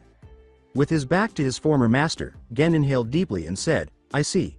Thank you." Naruto and Masaki were left in the open space as the elderly man entered the forest. Gazing at Gen's retreating figure, Masaki smiled and shook his head, saying, "Stupid brat. I am aware of your current state of happiness. You never liked to express your feelings." Masaki lifted the sword above his head and looked down at it. Well, he can't discover this too soon. He made a seal and then rammed the sword, handle end first, into his right palm, making it appear to vanish into his body. "I'll give it to him after he finishes training," he said. He grinned and turned to face the lake, where he could see ripples in the water. "Well done, boy, for finding it. That is, your conviction." A spiraling vortex of water followed the boy as he flipped out and landed on the ground, and the water exploded out of the lake as he flew a couple dozen feet into the air. Masaki grinned in what he thought was a trendy way while posing. "Good job, my young pupil. Yet you have to always." The boy's landing was followed by a tidal wave that suddenly silenced him. A short while and much drying later, the blonde glared at Masaki as he knocked his head over for the umpteenth time. "It wasn't my fault that you were standing so close to the shore. Well, you should have been more careful instead of getting all flashy." After putting on his now dried shirt, Naruto sat down, his earlier words echoing in his mind as he shook his head. Had he, someone who had given up his own life for vengeance, really said something like that? He sighed as he leaned against a nearby tree trunk, looking at his master, and he felt an incalculable weight pressing down on him despite his vow to live and keep trying. "You know, life is similar to this fire," Masaki said, gathering sticks and starting a fire as if he could sense his student's sudden depression. "Every human being depends on some form of fuel to survive. Money is a factor sometimes. Sometimes it's affection. However, if the fuel is weak, your fire will also be small, regardless of the type of fuel. You must therefore discover your motivation, your will to live." The man grinned as Naruto glanced up at him. "You just made that up, didn't you?" When the statement struck the truth, Masaki's eyebrow arched. "Damn brat." Naruto looked at the fire, his eyes darting. "Still, it was very good advice. Thank you." Masaki slapped himself on the head after the two exchanged a rare and cozy silence. "Ah. Because of our entire ordeal, I had forgotten to make you begin your next training." Naruto clenched his arms and gazed at him. Now he felt a tremendous power, a confidence in his own strength rather than his chakra. Was this the result of a single training day? However, it was odd. His muscles had not changed in appearance, but they appeared to be much stronger. I have a question." Masaki nodded and gave him a curious look. "That underwater training, though crude, has developed my muscles far past what I had possessed before. How come the size of them didn't change though?" Masaki prodded the boy's arm and smiled. "I'm glad you asked. The human body has 3 types of muscles. The first is red muscle. This has a lot of strength, but little stamina or speed. Most samurai specialize in developing this type of muscle. The second type is white muscle. This is common in ninjas since they need a lot of stamina and speed rather than strength. However, the final type of muscle is a cross between the two, called pink muscle. The amount of it doesn't change in your body throughout your life. However, through unusual training methods that push your body past their limits, your entire body can be converted to pink muscle. This would give you both speed and strength, while allowing you to be flexible. Right now, your body has been converted to 100% pink muscle." A new strength reverberated through Naruto's arms, and he flexed them. Indeed, his advantage of possessing the Kyuubi's healing abilities would have prevented them from surviving the training if it had been anyone else. Nevertheless, the speed at which he achieved such power was astounding. This could give him an advantage over. But don't be in such a hurry, brat. Even if you have the pink muscles for the job, it doesn't mean that you have the ability to use them. It takes masters dozens of years to learn to use their pink muscles, and that's while they're developing them. For someone like you who's gotten them in just one day, you don't stand a chance on using them to their fullest potential. At this point, your taijutsu would only show marginal improvements in terms of power. Naruto clenched his fists and scowled. So there was no hope? But there's a method that will help you utilize them effectively in time for the tournament. Naruto raised his head and met the man's gaze. Of course, it'll be super dangerous and I can't guarantee your safety, but let me do it. Oh, Masaki asked, observing the resolve in Naruto's eyes before smiling. I was going to wait until tomorrow, but it looks like you'll be ready today. He flipped up and stretched out his back, and Naruto got to his feet. Masaki became interested in the fact that he was no longer bothered by the weights. So what's this training? Masaki laughed evilly, his face turning savage. Your training with me is done. Everything you did today was preparation for your real training. Normally, people need to do this preparation training for at least a few years, but you seem to be a special exception. Now, the next step is to train with the real masters. Naruto repeated after him, blinking. The real masters? Masaki gave a nod. It'll be in an area where 1 week equals 1 year. A place that puts continuous strain on your body due to the multiplied gravity. You'll have to fight for your life against puny insects. Masaki cracked his knuckles and smiled evilly. Naruto, you'll be training under the 6 boss animals in the summon world for the next 4 years. In 1 month, you will return to the real world automatically. While creating kanji with blood on Naruto's forehead, Masaki bit his thumb. Such an action hardly gave the blonde time to react. The blonde vanished from the world, leaving Masaki alone in the forest after a blinding flash of light and a gust of wind. If you don't die, that is. Masaki, also known as Kasama, gazed up at the sky while sipping green tea from his tiny cup. As it circled above the trees, a bird that was yelling something like, "Idiot," caused his eyebrow to raise. Masaki scowled and scratched his head, reflecting on his recent actions. The boy was, in fact, physically prepared to enter the summon world. But you needed more than strength to live there. Unconsciously, he reached for his stomach, recalling the terrible injuries he had sustained there. The summon masters enjoyed playing with their victims and were ferocious creatures. Only one of the 2 students he had previously sent to the terrible world had come back. In fact, nobody had completed the course as of yet. During his battle with the 6th boss, he himself had to return. Perhaps he ought to have given him a bit more training to get him ready for the trials. Masaki growled, and the bird above kept screeching. This foolish bird wouldn't stop talking when he tried to think. He snapped his fingers and twitched them as his chakra surged. The shrieking bird had vanished. Masaki sighed and lay down, gazing up at the top of the forest. I hoped the brat would return. Had he simply sent the chosen one to his death, he would have been in trouble. A white katana in a porcelain sheath jumped out of his palm and landed neatly in his other hand. He closed his eyes and placed it beside him after admiring it for a while. It's likely that he's currently adjusting to the gravity. Hopefully, he will pick things up quickly enough to handle the first boss during his first year. Sasuke parried multiple shuriken and then swung around in midair. He closed his eyes and allowed his body to respond to the approaching kunai as he sensed a presence to his left. The young Uchiha filled his arm with chakra as lightning exploded out of it, twisting in a way that would make even the most skilled acrobat green with envy. Raikiri, he made 6 bunchins with one hand and forced them to move in front of him as he sprinted forward with amazing speed. He then made a cage bunchin to take his place in the back and used an earth jutsu to sink into the ground after the abrupt human wall was in place. All of this occurred in 2 seconds, giving the impression that he had just charged forward with multiple clones in tow. The target, a big man brandishing trench knives, leapt into the air and dropped his cigarette.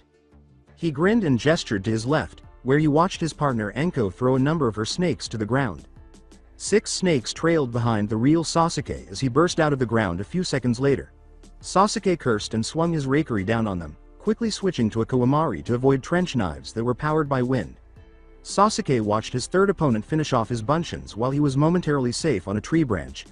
But he hadn't realized that another had been on that tree, waiting for him. Congratulations, Sasuke. You did very well this time. When Sasuke looked up and saw his sensei grinning, his eyes grew wide. Yo. With a sigh, Sasuke gave up the fight and raised his hands. Alright, you've won again. I'll go and get lunch. Kakashi nodded and lowered himself to him, ruffling his hair. Make sure you get some for Asuma, Anko, and Ebisu, alright? I'm sure they're hungry too.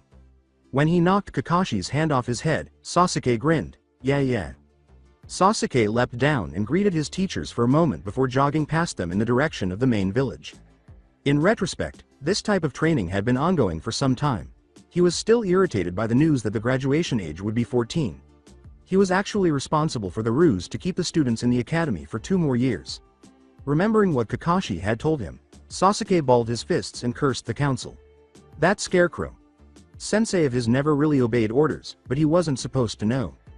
The council allegedly feared that Sasuke would turn evil like Naruto or Itachi. He could relate to Itachi, but Naruto. As he considered the experience, Sasuke spat. He was a genius, if anything. He wasn't a bad guy, but he was great. Whenever Shisui-san had come to visit him, he had frequently witnessed the blonde laughing like a fool. Naruto did not betray his family like his brother did. Even so, the council's justifications for attempting to limit his strength were peculiar. Not that they didn't allow him to gain strength. In fact, he had private tutors who greatly increased his strength. No, it seemed more like they wished for him to stay in the village. Genin and all other ninja could participate in missions outside of the village. Did loyalty play a role? The Uchiha cleared his mind and shook his head. He needed power, either way. The ability to discover the truth for himself. Regarding Naruto and his brother, Sasuke smiled brightly and ran directly to Ichiraku's ramen stand, waving hello. But really? Betray the village? That would occur on the day that Naruto destroyed half of the planet and acquired a Sharingan. Very unlikely. Haku was a contented young woman. She was a happy boy, all right. In actuality, her sex was irrelevant. She was happy living her life.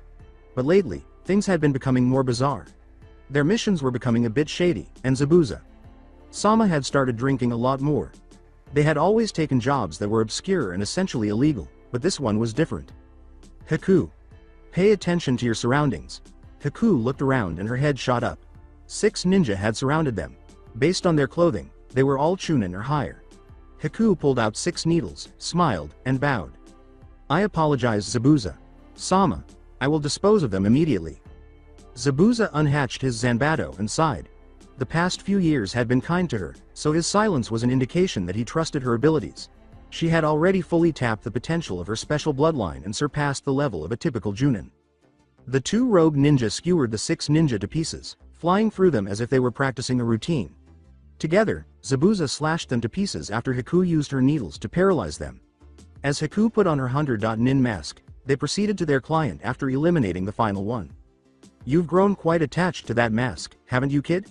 Behind the porcelain mask, Haku grinned. Do we not all have masks we hide behind, Sama? Zabuza remained silent and scowled. I'm sorry, I speak out of place. As your weapon, I should be limited to answering your questions. It's okay. Just hurry up so that we can finish this job. After this, we should take a short break. Hi, Sama. Zabuza led Haku into a huge domed complex at the edge of the woods and gestured for him to remain hidden in the trees. There was an eerie atmosphere in the vicinity of the building that evoked feelings of melancholy. With a monotonous rhythm, Zabuza stepped forward and creaked the door open. He noticed a lone individual sitting down in the middle of the wooden shack. The interior filled with light from the waning sun. 2 pointed earrings dangled from the man's ears as he grinned cryptically. The man on the chair rose as his voice slithered across the room, as though he had been waiting all his life for that one meeting, that one moment of time. You are Momoichi Zabuza? Zabuza took a step back and felt his senses flare instantly. This man wasn't your typical client. Although he was unable to detect any chakra, the man's aura seemed to contaminate the air. In spite of his uneasiness, Zabuza straightened up and asked in a somewhat polite manner. And what the hell does a man like you want me to do? In the dark room, the man's yellow gleaming eyes shone brightly as he stepped forward. The man's head abruptly stretched as he exposed his fangs while placing his hands in a seal. Zabuza reacted with the instinct of a top-tier ninja, leaping back and slicing down with his sword, the fangs narrowly missing his bandaged neck. As the moisture from all the nearby trees and plants combined to create a massive water dragon, Zabuza leapt out of the shack and flew through a series of seals. Suiryuden as the water sliced him into pieces and the dragon ripped through him, the figure grinned. With hand gestures, Zabuza instructed Haku to remain hidden, realizing that the man was still very much present. As soon as the man had attacked him, he had sensed the girl's chakra flare, but he needed her to remain hidden for the time being. Zabuza's eyes widened and he leapt to his feet as multiple snakes sprang from the earth. He was horrified to discover that the man's chakra signal had vanished entirely after he severed their heads with his enormous sword. Had he fled or... Zabuza flew several meters before a fist smashed into his face. The masked nin felt blood rise up his throat as he hurriedly removed his bandages after crashing into a particularly large tree. The demon of the mist smiled, his eyes glaring with demonic intent, and he dragged his sword behind him. He wasn't your typical ninja. The fighter clenched his zanbadu tightly, his blood stirring within him. The man stood 10 meters away from him, slumped like a doll. His snake-like eyes were outlined by purple makeup, and his long black hair cascaded down his face. Ah! Zabuza.kun. I never answered your question, did I? Zabuza eyed the man and grew suspicious. Well, to tell you the truth, there's a tournament held in Kusagakure in about a month that I want to attend. However, there's a troubling participant there who I don't have the confidence of winning against. Haku was waiting in the corner of Zabuza's eye, and he scowled. And what does that have to do with me? The man squatted down and grinned malevolently. You are needed to be my sacrifice, to summon a certain man. Zabuza lifted his sword from the floor and spat. You freaks keep giving me the weirdest jobs. The demon of the mist is not a plaything. Even the devil himself does not amuse himself with his servants. The man pointed at Zabuza and laughed ominously. Kukakuku. Demons serve the devil. That is their purpose. Therefore, if you are the demon who serves the devil, then that theoretically implies that I have complete control over you, since I have often been called a devil. Just as you were often called a demon. Of course, in the hypothetical situation that you are a demon and I am a devil, then we would have to abide by the 77 laws of servanthood that say. Zabuza raised his sword above his head, and his eye twitched. Oh God, I can't believe I'm having a technical discussion on demons with a snake freak.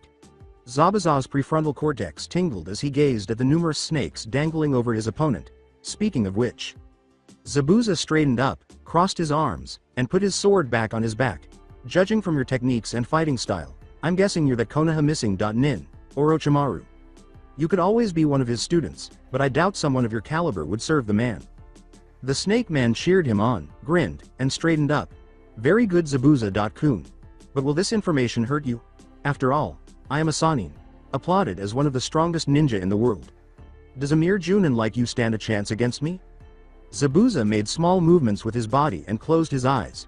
He and Haku had agreed upon a communication system that used tiny, rapid movements to convey messages. He was telling Haku to stay back at all costs right now. Oh, and about your little friend in the trees. Zabuza's gaze shifted to Orochimaru, and he froze. I think I'll take him also as a souvenir. It was that. Zabuza ran forward, sword first, and something in him roared to life. He didn't know what had caused him to act so hastily. However, something in his mind screamed during those 2 seconds. He was aware that his assertions that Haku was a weapon were wholly untrue. The child, who was his friend, had taken on the characteristics of a daughter.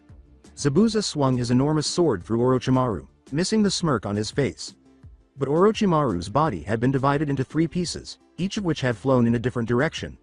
But Zabuza made seals quickly, as if he had expected such an action. Each of the 3 water clones that clung to an Orochimaru leapt out of the ground. Bakufa Mizu Bunshin. Zabuza gasped as the clones burst into bursts of water. The tremendous concentration required to break the cohesive qualities of water made the explosive water clone technique even more challenging. Zabuza covered the field in fog and lifted one hand while closing his eyes. He had to change the circumstances to his advantage if he hoped to have any chance of getting away. Zabuza opened his ears, and as he merged himself into the shadow of invisibility, his world burst with breath, footsteps, and heartbeats. From his hiding place, Zabuza questioned ominously, "What is it that you are truly after?" His voice seemed to come from everywhere because of the mist speaker effect, which made it a powerful tool for demoralizing his opponents. Ku. Zabuza twitched his left eye. Once more, it was that incredibly strange laugh. Orochimaru licked his lips as he charged chakra into his hands. I already told you, Zabuza.kun. Someone of high ability is needed as a sacrifice. You seem like the perfect specimen. Strong taijutsu, strong ninjutsu, and tolerable genjutsu with fierce kenjutsu strength to add. Also, no one will even notice the loss of your existence. Zabuza closed his eyes and gripped his blade more tightly, grinning. Yeah, you're right about that. But you know, I don't really care about those things. Rather, that annoying tongue is bothering me right now. The arboreal Haku, meanwhile, clenched her crimson fists in the trees, her palms slickness holding her back. What made him not want her to assist him? Despite her emotions, she chose to trust him and knelt down low, keeping her chakra low. She could not undervalue the skills of their opponent, who was a Sannin. She crouched in the leaves and watched with sorrow as Zabuza savagely tore into the lazy snake Sannin. Zabuza. Sama, please don't be careless, or I'll intervene in spite of your directives. After 2 weeks, Masaki rolled some of his boogers into a ball and picked his nose. He flicked it, and as it fell to the ground with innumerable others, he blew a hole into a nearby tree. Ah. This is so boring. I should have made that brat come back sooner. I can't even go into town because of the jutsu too. Geez. He lay down on the grass, yawning widely, and picked a few stray hairs from his beard while using his toes to scratch his back. He had nothing at all to do until the grass tournament, which was in 2 weeks. He wasn't in the boy's shoes, at least. Since the boy had been in the summon world for 2 years, he should ideally be on his 3rd animal boss. The boy would learn staff skills and taijutsu from the first animal boss, Goku, the Monkey King. He would learn nerve blocking techniques and a different form of taijutsu from his second boss, Manda. Remembering all the times the damn snake slammed through his shoulder, Masaki grimaced. Fortunately, the ability of all the animal bosses to hinge into a more humanoid shape made fighting a little bit easier. It was not an easy task, after all, to spar with a snake that was 200 meters long. Masaki remembered the 3rd boss with a smile. By far the most useful was that one. In reality, Katsuyu, the slug boss, had a stunning humanoid form. His favorite technique, which he had employed against Naruto and which momentarily stopped his chakra flow, was taught to him by her. When used against those who relied on chakra for nearly everything, that technique was extremely helpful. Now, Gamabunta, the 4th boss, was a rather peculiar instructor.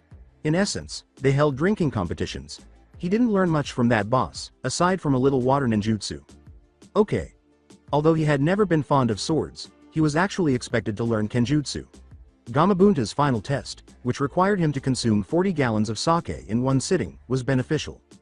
Masaki clenched his stomach and winced, remembering the 5th boss. Of all of them, Enraya, the Firehawk Lord, was undoubtedly the most vicious. In addition to being an exceptionally skilled flame user, he was familiar with nearly all kenjutsu in existence. The flame of his heaven most likely rivaled that of the child's Amaterasu. That boy was going to suffer greatly. Masaki scowled as he considered the last boss, feeling sorry for the blonde.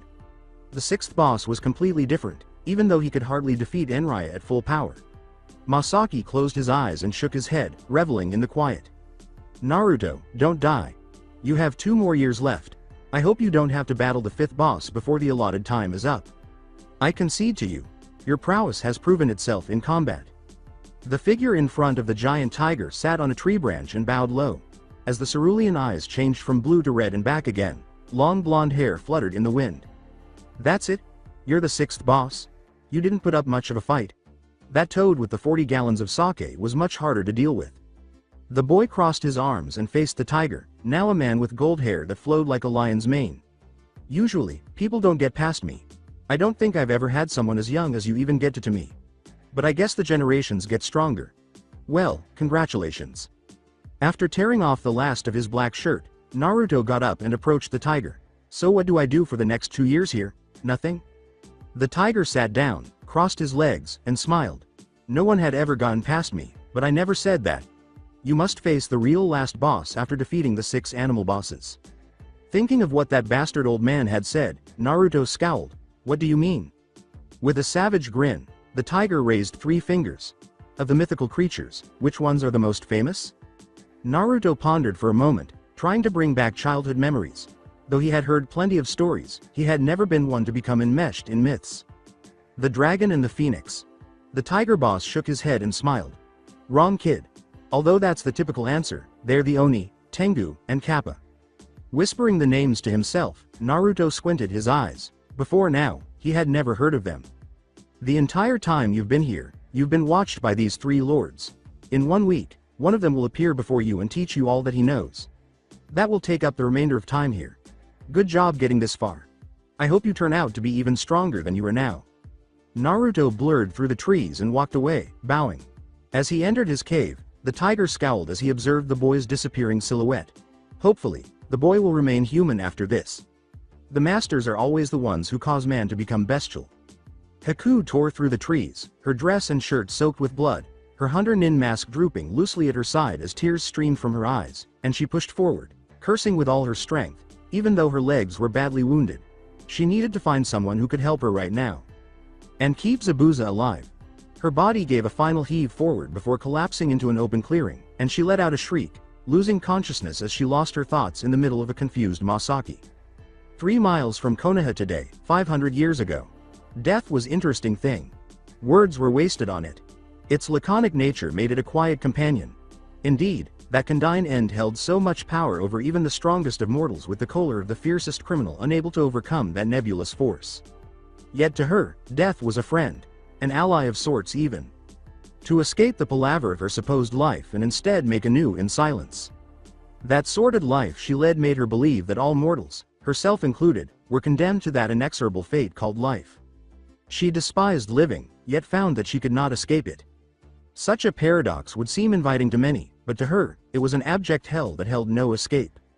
And so, it was during her final moments of breathing that she looked up at the moon and took it into her in all its entirety. Eyes resting, her white katana rested on her chest as her sable armor complemented the porcelain sheath. Sighing, she closed her eyes as she embraced her forlorn death. She had been alone her entire life and had never explored the realms of friendship. Due to her worry of having her gender uncovered, she had never associated with anyone.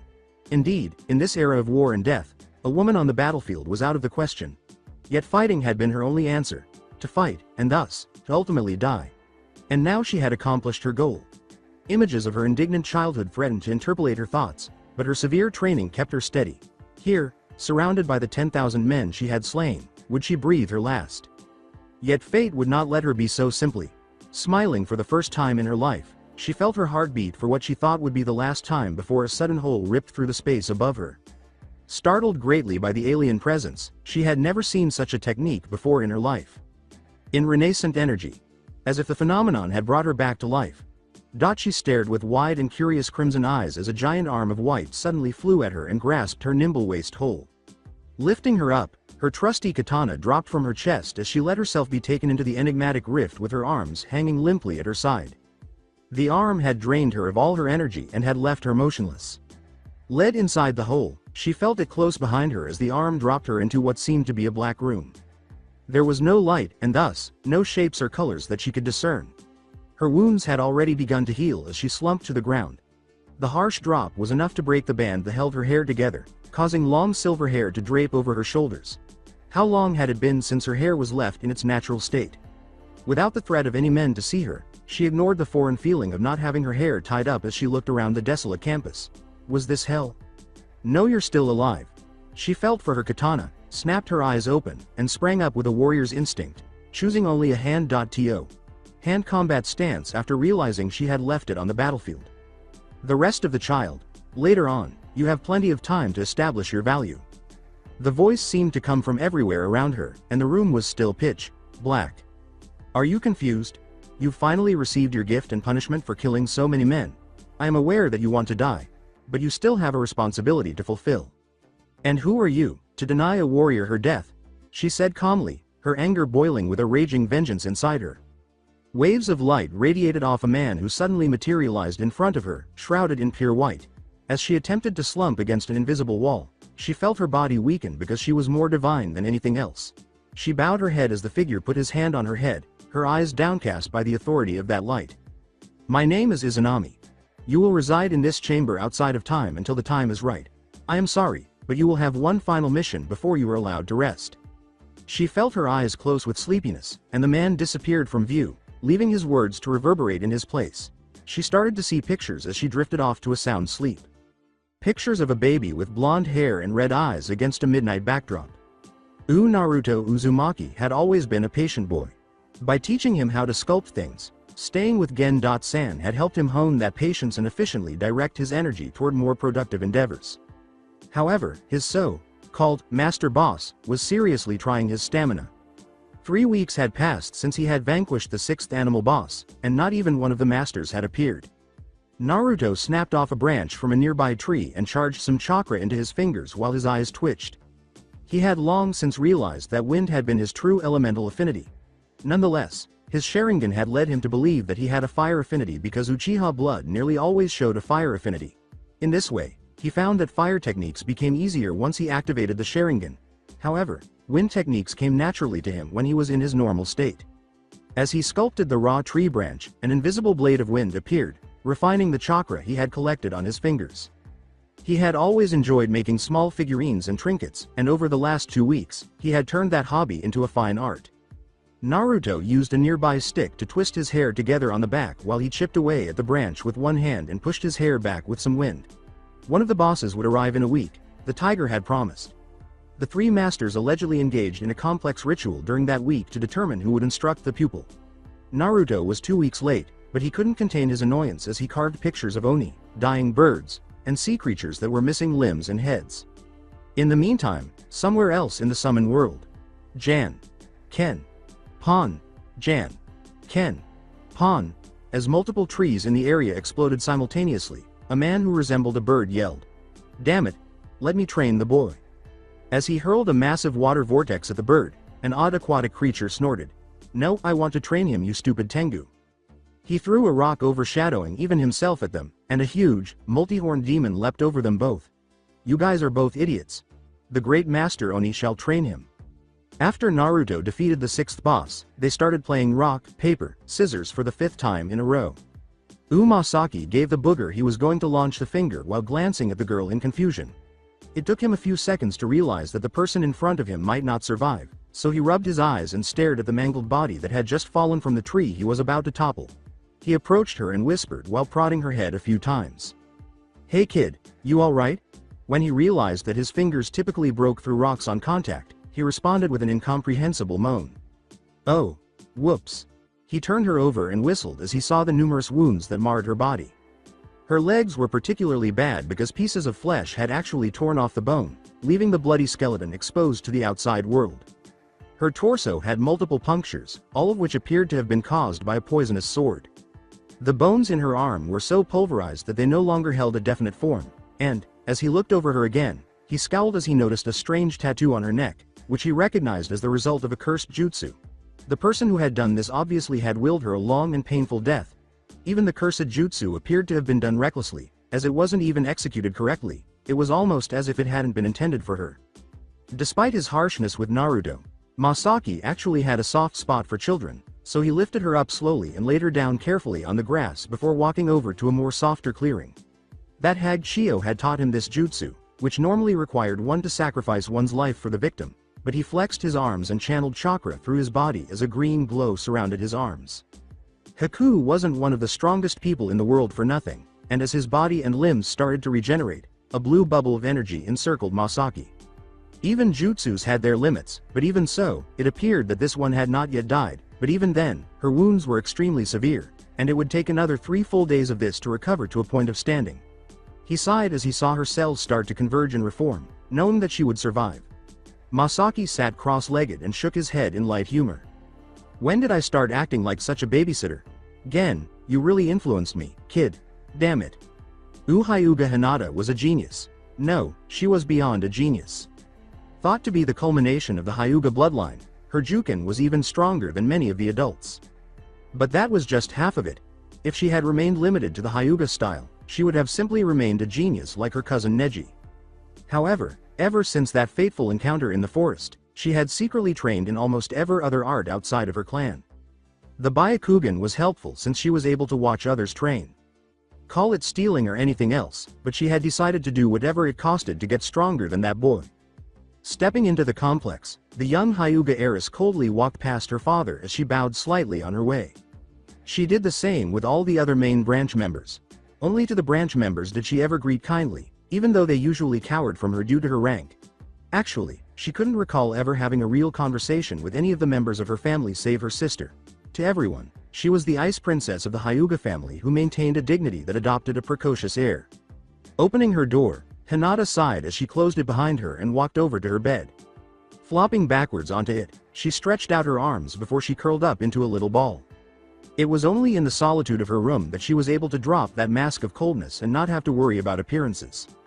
Closing her eyes, she reached for that black jacket that always remained under her pillow.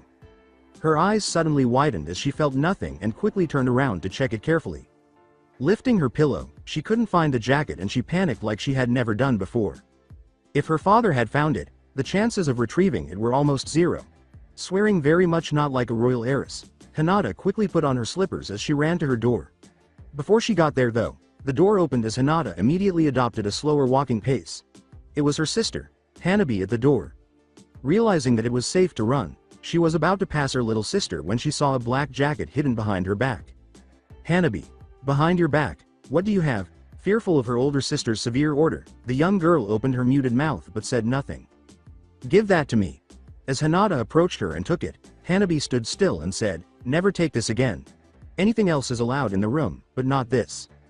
"Hanabi, who was accustomed to receiving reprimands from her father, nodded quietly as tears threatened to fall, but her good-natured sister behaving in such a manner.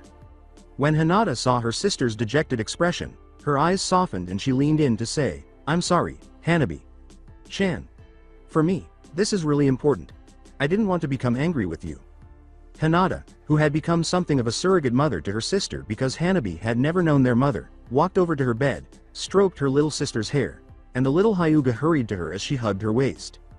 "You took it, but why?" Her tone was calming as she asked the question out of curiosity rather than rage. "I was afraid and you weren't in bed. I reasoned that since you always hug that while you sleep, it would also benefit me."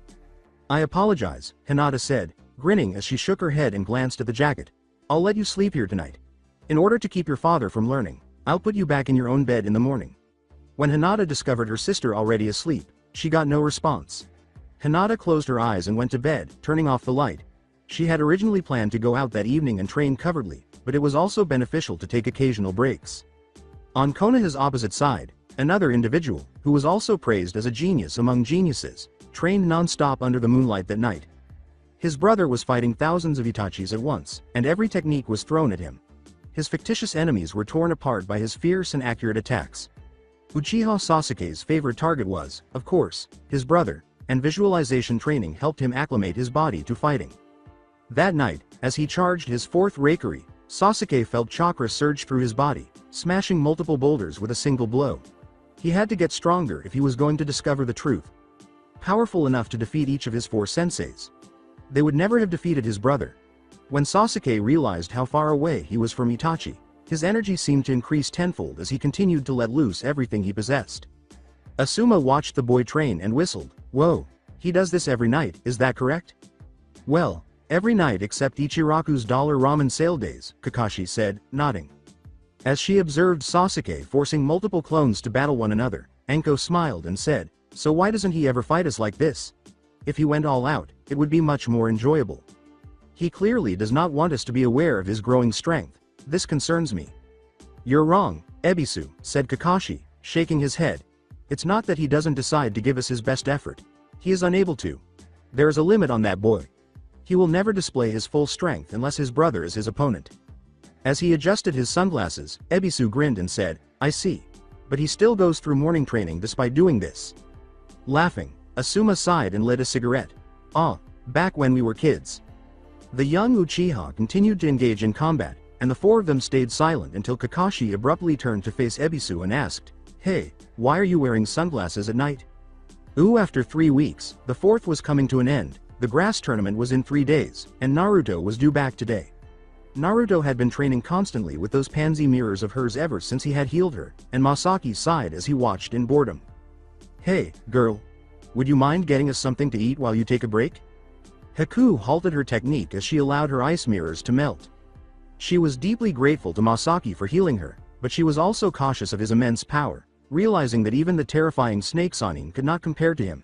Speaking of which, she had started training herself once more because the horrors she had experienced from the Sannin would always haunt her and she needed to gain strength in order to save her master. Sensing that her chakra was waning, she took the man's request seriously and chose to take a brief break. "Yes, Kasama. Sama. However, why do you never visit the city?" "Call me Kasama," Masaki said, waving his hand. "Kasama. Sama. Sounds absurd. And because I'm using jutsu, I can't go into town." "A jutsu?" Masaki smiled, showing some interest. She had hardly spoken to him for the past week, so the fact that she was now talking to him made the time fly by. "Yes. Right now, my student is training, and I need to keep this jutsu up in a remote area so he can stay there. In fact, he will return quite soon. Only a few hours should pass now." This master was incredibly strong, but from what she had seen of him thus far, she had noticed certain traits that weren't the most dignified. Haku paled as she considered such a student. Suddenly, a booger flew through a tree, uprooting it. "Consider that." Haku allowed her curiosity to override her and chose to inquire further about the enigmatic student. "All right, your student. How long has he been learning from you?" Masaki rubbed his beard and smiled. "Ah, are you interested?" Glancing away, Haku blushed and said, "No, not really." "Well, he is a looker," Masaki said, ignoring her final comment and laughing in jubilee. "He's a brat, that's all I have to say." Has a high opinion of himself and dislikes social interaction. Has a single goal, is unable to take jokes, and only trains for enjoyment. Additionally, he rarely smiles and doesn't give much thought to his own life, a problem I attempted to address. Haku's thoughts drifted to her master, a student who, aside from the brat part, looked almost exactly like Zabuza-sama. Then again, I've only known him for a little more than a day. Haku laughed nervously, almost making a face. He's only been your student for a day. How about right now? Yes. Because of my jutsu, I suppose he is still technically training under me, but, yeah. A light bulb suddenly flashed on in Kasama's head as he grinned maliciously. Hey girl. I had a brilliant idea. Why don't you join my student in the competition? Tournament, she repeated, tilting her head. Ooh, near a megacure, in a cave, coughing up blood into his hand, Itachi shuddered. His illness was wearing him down, but he had to keep going despite everything. Yes, we have to get the eyes of young Sasuke, or better yet, Uzumaki Naruto. Itachi had never questioned Madara if he had the same issue, but he had grown accustomed to that evil voice in the back of his mind. It seemed to be a part of his Mangekyo. Madara is the owner of Uzumaki, and, you simply don't want to bear the guilt of killing the boy, do you? After all, your best friend's final request. Stop talking. The usually apathetic Itachi screamed in his chamber as images of his friend flooded his interior. That, it was. There is no getting around the fact that you killed him, and you will want power just as much as you did before. The new boss, Pain, had come to control Akatsuki, and with Madara gone into the shadows, Itachi had taken over as the group's second leader under that mysterious Rain Nin. Itachi grabbed his head as he bit his lip until it bled, and he caught a glimpse of the ring Pain had given the Akatsuki members out of the corner of his eye. They needed a walk around Fire Country, so Itachi calmly got up from his desk, put on his robe, and felt for his hat. He had faith in his student, and the chosen one would return, as he and his other student had. In the worst case, Naruto had died during the training. Those who lost their lives in the summon world remained there due to the secrets they learned from the animal summon bosses. Haku and Masaki were sitting opposite each other across a fire, eating their fish in standard silence, with the palaver of strangers between them. Haku was worried about her master, and Masaki wondered when Naruto would arrive. The clock indicated that Naruto was supposed to have returned 2 hours ago, but it was almost time for the sun to set, and the boy had not yet appeared. Masaki scowled as he glanced at the girl across from him. The girl had volunteered to enter the Kusagakure tournament without even hearing the details, and decisions like that only came from vendettas. He sighed and shook his head, watching her solemn eyes staring at her fish. That was the face of someone who was determined to exact revenge, so young, yet so unaware of the consequences. Kasama. Sama. Masaki corrected, Kasama. Kasama-san. Could you tell me more about my grass tournament partner? As a council member of Kusa, Masaki actually designed part of the tournament's layout. Each contestant typically belonged to a group of up to 6 people. The more confident ones might go alone, but that was usually a fatal mistake. Teaming up gave the chance to share the prizes even if some might not win. Using tactics to work in tandem with your teammate was a sure strategy for victory. The rounds themselves were tournament-based, of course. There were massive preliminary matches to eliminate all of the cannon fodder. Only one group would advance to the tournament, where the fights would be tag-based. Masaki grinned and said, "He's strong enough to help you out," in response to Haku's query. "He won't put you in danger because he is intelligent enough to recognize his boundaries. However, I must now issue a warning. He might not be when he returns." "Maybe not. All right, human. There are no humans at all at the location where he is training. This implies that social etiquette does not exist either. Before he returns, he will have lived that way for 4 years, though I can't tell you the specifics. In fact, when he returns, he might not even be dressed." Haku was so shocked to hear that she nearly spat out her food. What? So, if you spent 4 years among animals, would you wear clothing? The conversation was cut off by the imagery, and the two fell silent. Haku resumed her questions as she grew more intrigued by the boy after a pleasant period of silence. "So, he's 14, from what you've told me," she said. "He would be 2 years older than me as a result. Isn't he strong?" The man didn't say anything, but he opened his eyes wide and grinned as he raised a finger to look behind her. "Well, I hope so." Behind her, a voice she had never heard before spoke softly. His tone was full of quiet confidence, and Haku recognized him right away as the student. Haku turned when she heard the new voice, as she had to cover her eyes from the fading sun for a moment. A shadow slid past her, flying fist first into Masaki's face and sending the man flying 10 meters or more before he knocked down a couple of trees. Now that she was out of the sun, Haku's gaze was fixed on a fairly tall boy wearing a midnight black outfit that contrasted with his pale skin, and the blonde dropped a knapsack as his eyes flickered between red and blue. Uzumaki Naruto. Without saying anything else, Naruto approached Masaki and turned to where he had fallen. Taking him by the collar, Naruto slapped him twice and shook him, saying, "That's what you get for sending me without warning. Lying to me was the reason for the slaps." As Masaki heard the boy's final words, he came to, "Lying?"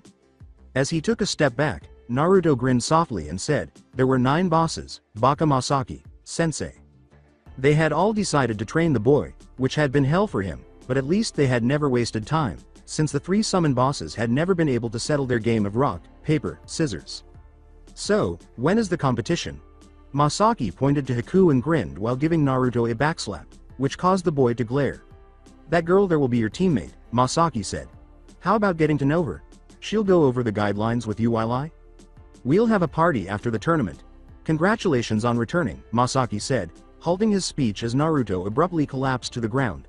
Already asleep, Masaki shook his head, observing the calm expression on the blonde's face. "Hey Haku." She felt as though she had met him somewhere, and Haku's head shot up to Masaki as her eyes pried away from the teenager. "Yes Kasama. Sama. This evening, look after that boy. Prepare and speak with him in the morning. You need to get some rest because the tournament is in 3 days. I have some things to take care of while I'm in town. Don't forget to address me by my true name." He must have heard it from those naive animal bosses. "It's Masaki." Masaki turned around and rubbed his cheek covertly before vanishing from sight. "Yes, Masaki. Sama." Looking around to see if anyone was around, she turned back to the teenager and touched his face with her hand before a hand suddenly grabbed hers in midair, causing Haku to bite her lip in an attempt to remain silent. The blonde appeared to be still asleep. What kind of training did this person receive to have such a resolute defense even when he was asleep? She decided that it was pointless to pry her hand away, so she chose a more comfortable position and also fell asleep by the campfire, hoping to get some answers by the next day. When Haku woke up the following morning, she felt a strange sensation on her hand. It should have been extremely cold, but somehow her whole body felt warm and cozy. She opened her eyes slowly, leaned up, and discovered that she was alone in the forest, rubbing her eyes and using the nearby plants to wash her face with water. Normally, Kasama, no, Masaki, Sama, would be sitting directly across from her, but Haku's eyes snapped open as she became alert, and she saw that boy from yesterday, Uzumaki Naruto. She narrowed her eyes and sat down again, breathing calmly, and for some reason, she still felt at ease, as though her whole body was drenched in warm water that poured from her hand. Her heart skipped a beat when she noticed a tiny gold flame wrapped around her hand. She yelled in surprise, losing all self-respect as the ninja she had been raised as instinct took over and called forth a torrent of water to saturate herself. "Don't be concerned. Nothing can be harmed by that flame. It's only used to keep warm." Haku turned to her right, dripping wet, and saw the boy from yesterday, who actually looked shorter than before, with a slight smirk of amusement. "If you're curious about how I look, this is my actual age. This time flow differs from that of the summon world. I simply restored my physical appearance to its proper state by using my chakra. Lessons in control were acquired." Naruto coughed lightly as he recalled what had happened in the morning. His legs had actually carried him over 6 miles past the stream before he was able to stop himself when he had attempted to jog over to the river. The only reason he had been able to punch his sensei and stop had been because Masaki's face had the constancy of pure steel. As she inquired about his younger appearance, Haku looked at him bewildered. "People can take that action?" "That is correct. Masaki sensei does, I'm sure. Furthermore, Katsuyu brought up that one woman. However, she never truly mastered the method." "And what age are you?" Haku asked innocently, looking at the boy, who was now a few inches shorter than her. As he pushed it back, Naruto's blonde hair, which was much shorter now, continued to sway in the wind. "I suppose 10. However, you ought to be aware of that. Hunter.Nin-san, we have already met." As she withdrew multiple senbon needles, Haku abruptly retreated in terror, as though the name had evoked the memory. "You? That SS criminal is you, Naruto from the Jagan? I haven't heard that in a long time. 4 years is a long time, I suppose. You were the dumb pupil Masaki Sama mentioned?" Naruto scowled, his left eyebrow twitching just a bit. Stupid? Although he resented him, a part of Naruto couldn't help but be impressed. To survive in that world's gravity and face its horrors at the age of 6. That man was thoroughly a freak. Naruto shook his head and let it go, sighing. It was said that his so-called sensei had received the same training at the age of 6. In any case, would you like to discuss the tournament with me? Or should I just read your mind in a few seconds with this, Jagan? Recalling her most recent experience with the technique, Haku spoke up right away, saying, I'll tell you. However, only if you respect my privacy and don't ever peek inside my head again. After a few seconds of silence, Naruto nodded, saying, all right. But that agreement will be null and void if you ever turn against me. Despite her continued mistrust of the young boy, Haku nodded as she held up her hand to shake hands. After a few moments of staring at her hand, Naruto pointed to it and said, Anyo. What is that? You've got to be kidding me, Haku said, staring at him incredulously while examining his finger. The eagerly anticipated day of the grass tournament arrives 2 days later. Haku let out a sigh as she followed the young boy, who had opted for a black trench coat, claiming that he could conceal his weapons within. The blonde-waisted boy appeared to glide with his coat barely touching the ground, making no movements as every part of him remained vigilant. She blushed slightly as she recalled how she had firmly taught him to never bathe with a person of the opposite sex, striking into his mind that even looking at the other's naked body was criminal. Evidently, Animal World didn't differentiate in matters of sex. However, the price for such discipline, as Haku had discovered in the last few days, was that the boy had nearly no social skills. No, he was able to talk and converse normally, albeit very quietly with very few words, but he was fine in that regard. The 2 days had been beneficial to both of them. She had quickly learned that Naruto was a boy with few words but with deep and brilliant thoughts. They had practiced a number of strategies together, as well as training each other's weaknesses. Well, it was more like training her weaknesses, because no matter how hard she tried, Naruto never moved from one spot during training. He always beat her without taking a single step, using weapons and other techniques. She had also frequently seen him training alone at night, and he was always secretive about it, refusing to answer any questions about the fierce storms of chakra she had experienced while attempting to fall asleep. However, yesterday night had been the real turning point in their conversation. She told him about the Sannin Orochimaru, and even though she didn't tell him anything about the man, the boy seemed to suddenly become excited, as though he hadn't been interested in the tournament until she mentioned him. Since she didn't know why he was interested, she decided it would be best to let their own motivations be their own. We're here. Haku stopped at the stand and watched the boy as he moved forward to retrieve a pin from the desk. Each person had a different number on their pin, and the color of the pin indicated that they were in the same group. She looked at the back of the pin and saw that they were supposed to be in the 6th preliminary stage. As everyone shuffled to their stages, an announcer wearing a Chunin vest shouted into the massive crowd, everyone who was competing in the preliminary rounds, come to your respective stages. Each stage had 10 groups, each of which typically held 6 people, meaning that there would be about 60 people on each stage at once. It was essentially a massive battle royale that eliminated anyone who wasn't strong enough. Let me handle this, Haku. All we need to do is get rid of the other groups, right? As she ascended the stairs to the stage, Haku nodded and said, are you sure? I could simply use my mirrors to encircle the area and eliminate everyone in a matter of minutes, right? But Naruto had insisted on not dyeing his hair, and after multiple fruitless attempts by her and Masaki, they gave up on the chase. Naruto's coat fluttered behind him as he put his sunglasses over his eyes. They had decided not to allow him to use the Jagan for fear of recognition. The sunglasses were an extra precautionary measure. The ninja grinned and gave confirmation signals as the Chunin announcer pointed to the stages, raising his voice. All right. Every contestant in the competition is present and accounted for. Welcome to Kusa Village, everyone. The 6th Kusa tournament has been announced with great pleasure. Mirobu Sama, our esteemed judge, will preside over all conflicts. Naruto and Haku turned to face Mirobu, who was sitting there looking bored, but as soon as he saw the two, he straightened up in his chair and waved excitedly. That man had far too many aliases. This is Tekazu, your modest announcer. In 10 seconds, the first preliminary battle will start. As groups gathered to separate their allies from their enemies, everyone on the stages tensed up. Even Haku felt a sense of anticipation as all the ninja turned to face them. They likely believed that they would eliminate the youngest competitors first because their group only consisted of 2 individuals, both of whom were under the age of 15. 10, 9, 8, 7. Haku hurried to him as she whispered in his ear, don't show off too much strength, Naruto, as he stepped forward and moved to the middle of the stage, reaching into his coat. This is just a practice match. With a nod, Naruto unbuttoned his jacket to reveal his main weapon, a stick. As they approached Naruto and Haku, the other ninjas' smiles grew wide. 2 Kusa nin in the crowd rose and pointed at Naruto, saying, That's the kid. He is going to be killed, my god. Naruto caught a glimpse of the pair, who he vaguely recalled as the two foolish chunin who had granted him access to the village. 6. 5. 4. Having been reduced to using sticks for swords and leaves for shuriken after that idiot sensei broke his chikudo during their first encounter, Naruto frowned and looked down at his stick, refusing to use Gen and Hayami as chicken scrap opponents. Haku shivered in fear as he sensed the chakras of his opponents and smiled, a smile that was reminiscent of pure evil. She had never seen him become serious during their fights.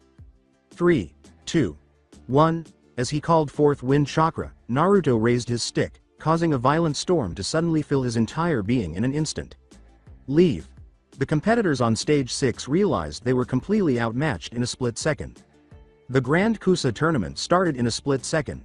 In an instant, Naruto and Haku won their preliminary match and advanced to the main tournament, leaving the entire Kusagakure village audience stunned.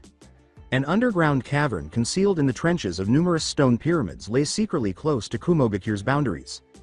Over its comparatively brief existence as a prison, it had developed into one of the most gruesome establishments on Earth.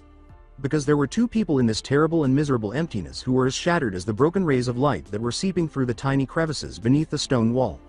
They had realized since the first day they had been flung into the room that it would probably be their last resting place. As the other figure slowly opened her eyes with pain and exhaustion, a hoarse whisper spread throughout the room, "Natsumi. Shish, don't strain your voice.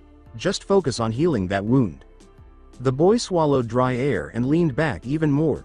They lacked the energy to even move around the cramped space. The water lacked the pristine quality that typically characterizes it as drinkable, and the conditions were appalling. With mephitic odors that more often caused them to give up their insides than to let the food remain in their stomachs, the food was scarcely edible. Sasaki Osawari and Kojiro Natsumi, the former bounty hunters, were in such a deplorable state. The cost of attempting to confront that man was this. Madara had proven to be more of a threat than they could handle. However, they were not in this situation because of his overwhelming strength. The man's resources had been it. Natsumi had felt her strength ebbing as soon as they had broken in, as her chakra was absorbed by an odd statue with many eyes. She was unable to assist her partner and could only watch in horror as Osawari's Jinchuriki counterpart, vanished as well, abandoning the weaker Osawari in the process. Osawari had rapidly succumbed to the power of one of Madara's men, with nothing to defend him. They were placed under an odd seal that prevented them from using any chakra while they were still weak. They were cast into the dungeon without their energy, where they would occasionally take in some of Osawaru's biju. Their living hell had started 2 years prior. She heard the feeble voice again, "Natsumi. It's okay, don't waste your words on me, I'm sorry." When Natsumi heard his tone of defeat, she stopped. She wanted to comfort him, but she was unable to speak. To save energy, they had already passed each other silently for several months. Why, she realized now, were they even attempting to conserve energy? Was it a sign of optimism? She had discovered during their stay there that hope was a creation of man, designed to provide comfort to the harsh hand of fate. Osawari choked on unseen tears, and his voice trembled. "I only wanted to find that man. It was because I was selfish that we..." "Don't worry about it, it was fun while we traveled. I have no complaints." Osawari swore as he felt his despair rise despite not having the emotional energy to feed it. "I know what happened to your arm, Natsumi. When you tried to steal the guard's keys that first week, you thought I hadn't noticed. But..." His hand reached for her shoulder, but her body refused to listen as she tried to pull away from him. Demons were more severely affected by the chakra seal than by being burned alive. Her internal suffering for her master, however, was far worse than her physical suffering. She had eaten with such care, as though nothing had happened to her. In fact, Sasaki Osawari and Kojiro Natsumi had to pay a heavy price for their freedom during their stay in the Akatsuki hideout. Osawari was blind, and she had lost an arm. After that, the only sound coming from the two was Osawari's sporadic sniffle. After a few minutes, the boy's sniffles subsided to the customary quiet as exhaustion took over. He sagged against the wall and uttered a final sentence before his eyes closed once more. "I wonder what's going on outside. Remember that one Iniki, Naruto?" Natsumi took a slow breath and grinned. "The one that's younger than us?" she asked, leaning against the chilly stone wall and remembering the ghostly boy while her body relaxed in spite of the seal's pain. "Yeah, I wonder what that guy's doing right now." This is unprecedented. No team in KUSAGAKURE's history has ever SWEETED the preliminary round as expected by the MIROBU, Sama relatives. Even some of the other competitors on the other stages were drawn to Naruto's flamboyant act, and the crowd was silent in astonishment. Except for one ninja who blinked during the countdown and asked everyone what had happened. The crowd stared at Haku and Naruto as the blonde quietly stepped off stage, and then, like a domino effect, the stands erupted in applause as they chanted, "Kusagari," repeatedly. Naruto, who had yet to perfect his control, sighed as he looked at the stick in his hand on the steps of the square stage. He threw it back, and it broke into dust as Haku silently followed him. He would not be able to control his body in its 14-year-old state until he could permanently maintain the stick's form. Though she had witnessed him perform the technique numerous times, the stick always broke apart as soon as he used his chakra. Therefore, the fact that he was able to maintain its shape after imbuing it with his godlike energy was evidence that he had been training at night without her. Although they had only been comrades for a few days, it was a little unsettling that he would keep such secrets from her, but then again. Regardless of how he did it, he had aided her in their swift victory, and with this, she was one step closer to meeting Orochimaru and discovering her master. Haku shook her head, looking at the many ninjas sprawled on the ground outside the stage. Additionally, Sama has defeated every opponent since stage 6. As Haku turned to face stage 8, the announcer's voice boomed out once more. The audience cheered loudly, if not louder than they had for Naruto's unexpected victory, as a young man with long, spiky red hair, about 18 years old, stepped off his respective stage. Based on her memory of the name, Kira, she deduced that this man was the former tournament champion and the renowned student of Masaki. Sama. She glanced at Mirobu. Her curiosity slightly increased as she saw his frowning face. Something didn't add up. Why did Sama help give Naruto the ability to defeat his own student? What was his motivation? In the world of ninjas, there was no such thing as a free bento. Haku. You move slowly. When Haku noticed Naruto waiting for her, she abruptly stopped thinking. Wait. Her mind froze as she tried to make sense of the situation. Was he waiting for her? Was this the boy who, only a few days before, had shown no social graces at all? Haku smiled slightly, resisting the urge to pick up her pace, and followed him.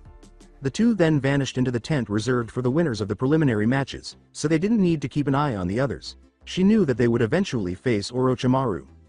Since it was an elimination tournament, Haku and Naruto would have to fight 3 different groups in total, one of which would undoubtedly be Orochimaru's group because she doubted that anyone here, save perhaps Kira, would be on his level. The remainder of the tournament went by swiftly, with the succeeding groups easily demonstrating their superiority. Ultimately, 8 groups remained. As a result, the first 3 matches went by rather quickly, with the winners winning without using any of their true strength. It appeared that the first seed still had a significant power advantage, and none of the winners displayed any particularly striking strategies. Instead, it was clear that everyone wanted to save their best cards for last. The moment had arrived for them to take the stage, and they faced Group 6, which consisted of 3 members. Although they all appeared to be fairly normal, she was well aware that appearances could be deceiving. Will you go first, Haku? If it's okay, I'd rather stay behind and analyze the opponents, Haku said, glancing at the line of opponents before shaking her head. Tag out if you wish to. Naruto gave a curt nod before entering the stage, which was exactly what he had desired. He looked at the group of 6 at the other end and pulled out his stick as his eyes pierced through them, asking, who's first? One of the members approached Naruto slowly. He had long silver hair and a nimble build. Naruto recognized the ninja right away as someone who had experienced some serious trauma because, as far as he could tell, he was not wearing a disguise, though there was a small patch of skin covering the middle of the man's forehead. Naruto's frequent use of the Sharingan had given him the ability to notice the slight nuances of the human figure, even in the case of artificial skin grafts and disguises. I, Katetsu, will serve as your opponent.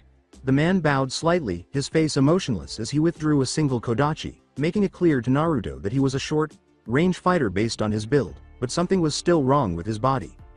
The first rule Naruto had learned from the summon masters was to wipe out your emotions during a fight, which rendered your movements practically unreadable and also played a psychological role in a fight. Naruto nodded as his face went completely blank. Despite the severity of Naruto's attack, the man skillfully used the kodachi to absorb the blow and even dispel some of the wind back towards the audience. In a moment, a whirlpool of wind and chakra encircled Naruto's already notorious beating stick, as he vanished and reappeared behind Katetsu. The kodachi user, in a display of incredible reflexes, twisted his body around to parry the attack with his kodachi. But as soon as his stick was put to the test against Kotetsu's kodachi, Naruto's eyes saw the man's arms rumbling with some odd movement, and he instantly dropped his stick as he leapt above the man, sensing danger. A bone appeared to shoot out from the man's ulna for a brief moment before retrenchment into the man's arm. His time on the island had not only sharpened his strength but also given him a new pastime, breaking his opponent's fighting techniques. While it would be much simpler to simply use his Sharingan, Naruto actually enjoyed the process of examining and dissecting his opponent's fighting styles, and it was this acute ability that had allowed him to defeat some of the more persistent summon bosses. Naruto flipped over, narrowing his eyes, and used a burst of wind to dash mid-air back to his original spot on the stage. The Kodachi wielder slowly rose back to his feet as his Kodachi lay limp in his hand. To think that his opponent could actually avoid his bone technique, that kind of ability came from experience and honed instinct, not just luck. Since his bloodline technique would reveal who he was, he had to use his bones underneath his robes. Unfortunately, he found such a fighting style to be cumbersome, but he would have to finish this without showing his bloodline. After all, it was for his master. Katetsu shifted into a fighting stance, holding his Kodachi in front of him as he felt his bones rumble from underneath his robes. No matter what his mind reasoned out, his bones thirsted for battle, and he would have to finish this quickly. When Naruto saw that the Kodachi wielder was going to be on the defensive due to the fact that his back leg was bearing most of his weight, he decided to test the situation by leaping forward and pulling out multiple leaves. Ninpou. Ha Shuriken no Jutsu. Ninja Art. Leaf Shuriken Technique. The leaves, imbued with chakra, spun incredibly fast as tiny wind vortices erupted all around them. Kotetsu leapt back as he used his sword to parry 2 or 3 leaves at a time. However, Naruto had already launched another stick behind him during the onslaught of the makeshift shuriken attack, and although it lacked the maelstrom that had been present with the first stick, Kotetsu could sense that it was not nearly as fragile as a normal branch, but the outcome would be the same. He brought his arm around and continued to parry the leaves with his Kodachi as a bone swiftly slipped out of his robe. Grabbing onto it in reverse hold, he slashed back towards the boy using one of his signature techniques. Tsubaki no Mai, the Camella's dance. As the leader of the Sound 5, Kimimaro, he had never failed to finish an opponent with this attack, which was the very essence of the fusion of taijutsu and kenjutsu. The bone wielder launched his vicious technique with full force in a flurry of attacks, and after the last leaf was deflected, his Kodachi joined in, using both swords to execute the technique. However, Katetsu, also known as Kimimaro, scowled when he discovered that he was unable to move his swords from their current position. Both of their tips had pierced the stick, and he was unhappy to discover that they were stuck there. As she recalled the technique, Haku glanced at the two from the bottom of the stage. He had used it on her needles. The theory behind the technique was pretty straightforward. If Naruto let the Kodachi wielder pierce the wood for a moment, he could just as easily keep them inside by later adding chakra to the stick, and he could make the swords stick by placing his chakra inside the stick. However, because it required precise timing and speed, it was practically impossible to execute in practice. Then Naruto grabbed both ends of the stick and twisted them around, causing Kimimaro to drop his weapons. Throwing away the Kodachi and the bone, Naruto held up his stick and charged chakra back into it. So it was a bone, he said casually, glancing at the weapon in his stick. Well, whatever. The boy had demonstrated considerable skill in swordplay, and even with one stick, he could have been countered numerous times. His only hope now was that the 2 points of damage on the boy's weapon would be enough to help him break it with his next round of attacks. Kimimaro's heart raced as he tried to calm himself, but his mind was racing to try and defy the very logic of what had just happened.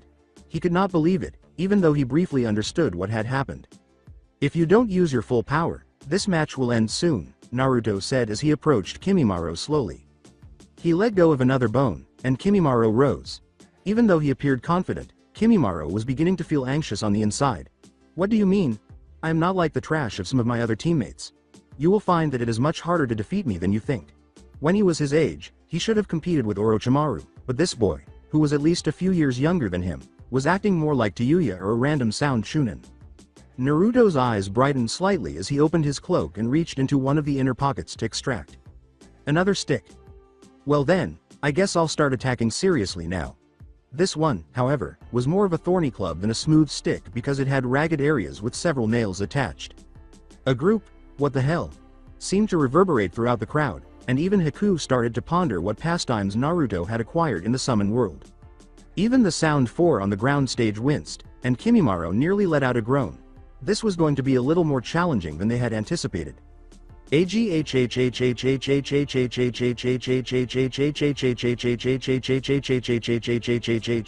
Osawari clutched his head in his hands and his eyes popped open. He tried to kick off of anything, to get away from the agonizing pain as he floundered around. "Stop it. You'll kill him." Natsumi, who lacked strength, got to her feet as she ran weakly.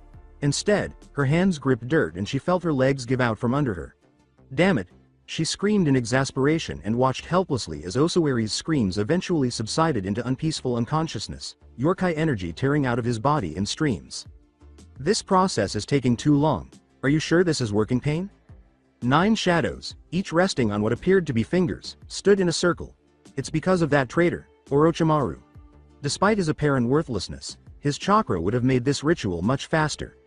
I had originally created this mechanism for drawing on the chakra of 12 cage level ninja. I should be enough for 50 cages, quiet Didera. It's bad enough you go bragging around about your art. At least my art doesn't look like something out of a horror movie." Sasori moved his tail dangerously close to Didara's head, giving his eyes a menacing gleam. Hey, we're working here, that's not fair." Pain yelled. "Enough." And Didara and Sasori both froze. They quarreled like kids despite being 2 of the most feared ninjas ever. Pain occasionally questioned why he had ever bothered to do as that man had advised. The Biju would undoubtedly aid his ambition, but... Pain lowered his hand as the jutsu fell, seeing the suspended boy almost dead. "That is enough for today. We will continue the extraction process in 1 week's time after the carrier has regained some life." As Pain's shadow vanished, the group as a whole complained. The ninja disappeared one by one, until only a single shadow remained. As she checked on the unconscious Osawari, Natsumi had already arrived. "He's alive. We wouldn't kill him before extracting the Biju." Natsumi turned and scowled at the man who had stayed behind, the man who had taken them and was now responsible for their confinement in this prison. "He better stay alive." With a sigh, Itachi reached over the boy's torso with his hand. Natsumi instantly raised her hand to push away the green light that had begun to shine. Sadly, her strength was insufficient to land on the steady hand of the man. "Stop hurting him, stop." Silent drops of perspiration trickled down Itachi's forehead, but he said nothing. He had never been good at medical procedures, and this girl's complaining was doing him no favors. "I'm trying to heal him." Natsumi looked at Osawari's face and her whimpering stopped. As it turned out, the boy's expression had relaxed. After a few minutes of waiting expectantly, she turned to face the man and asked, "Why?" As the light dimmed, Itachi closed his hands and his eyes followed suit. "Because he is needed alive." Itachi then quickly struck Natsumi's neck, knocking her unconscious, and they were lifted up together. Itachi sighed as he made his way to the holding cells, straining a little under their combined weight. His face brightened as he laid them gently on the dungeon floor, gazing at their unconscious faces. Lighting a small amaterasu in the air above them, he squinted to make sure no one was looking. The flame would keep them warm until they awoke. Itachi leaned his head against the wall and sighed, closing the door. "Good night." After a few moments he straightened up and left, a stream of blood pouring from his right eye. It was almost time to pay a visit to a specific individual. After kicking Kimimaro multiple times, Naruto unleashed his beating stick verse. 2 inches on him. Kimimaro's legs showed a strength they had never experienced before, and his eyes widened in terror as his instincts told him to avoid the chakra whips. Little chakra whips kept grooving Kimimaro's skin as he leapt away, fighting the impulse to enter his curse seal level 2 stage. But their entire mission would be in danger if he displayed his special bloodline or the curse seal in front of the crowd. Even the use of the Kodachi, like bones, was risky. As he asked Kimimaro, Naruto's expression stayed neutral despite his attacks. "Why aren't you fighting at full strength? Surely you must have a reason. Perhaps you're..." Naruto looked at Kimimaro's remaining teammates and then turned his head around. Kimimaro saw his opportunity and sprang forward, hitting downward. However, it was all in vain because Naruto used 2 fingers from his free hand to block the bone. As he completed his sentence, Naruto turned back to face Kimimaro and gave a small, sly smile. "Your master ordered you not to because of your foreign bloodline." The realization that the boy had somehow discovered that Orochimaru Sama was one of his teammates caused Kimimaro's eyes to widen. Everything changed because of this factor. He had to beat this individual at. Naruto grinned as he read out Kimimaro's thoughts, "All costs? What? How did you?" But before he could finish his question, Naruto lowered his head slowly and looked up at Kimimaro with his Sharingan eyes. His voice grew ominously deep as 6 Tomo whirled wildly around his pupils. "Call Orochimaru out. I should greet the man who made me like this." Sweat dripped from Kimimaro's head and his hand fell. How did this occur? He had been fully informed about Orochimaru's bizarre experiment in Konoha. It's unbelievable that this boy would be in front of them. Kimimaro gulped and shouted to the Kusa judges, raising his hand.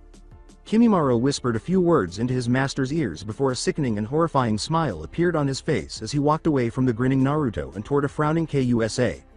Disguised Nin. I forfeit the match. Trap those two in the stage with the rest of the Sound 5. The plan for the sword Kusanagi is of little importance now. Kabuto will help me take care of the ice.nin while I go greet my new container. When Kimimaro heard his master mention a new container, he winced a little and then bowed. Yes, Orochimaru. Sama. In the meantime, Naruto was on stage, his Sharingan blazing behind his sunglasses as he gazed at the man Kimimaro had approached. He was the most likely suspect for the missing nin who had cursed him with these eyes because of his chakra level and the peculiar jutsu applied to his body. His cloak dented the stage, so he threw it off and gestured Haku onto it. She saw his eyes glow red even behind his sunglasses, and a slight chill went up her spine. Get ready for your revenge, Haku. You can have whatever is left of him after I tear him to pieces. During his time with her, he had never displayed any emotion other than amusement or boredom, but as Haku produced a scroll bearing the kanji for sword, she couldn't help but feel a little excited. She hadn't been a pathetic waitress for this day. Using her own power or Naruto's, she would regain her master. That's it for today. I hope you guys enjoyed this great story. See you in the next one.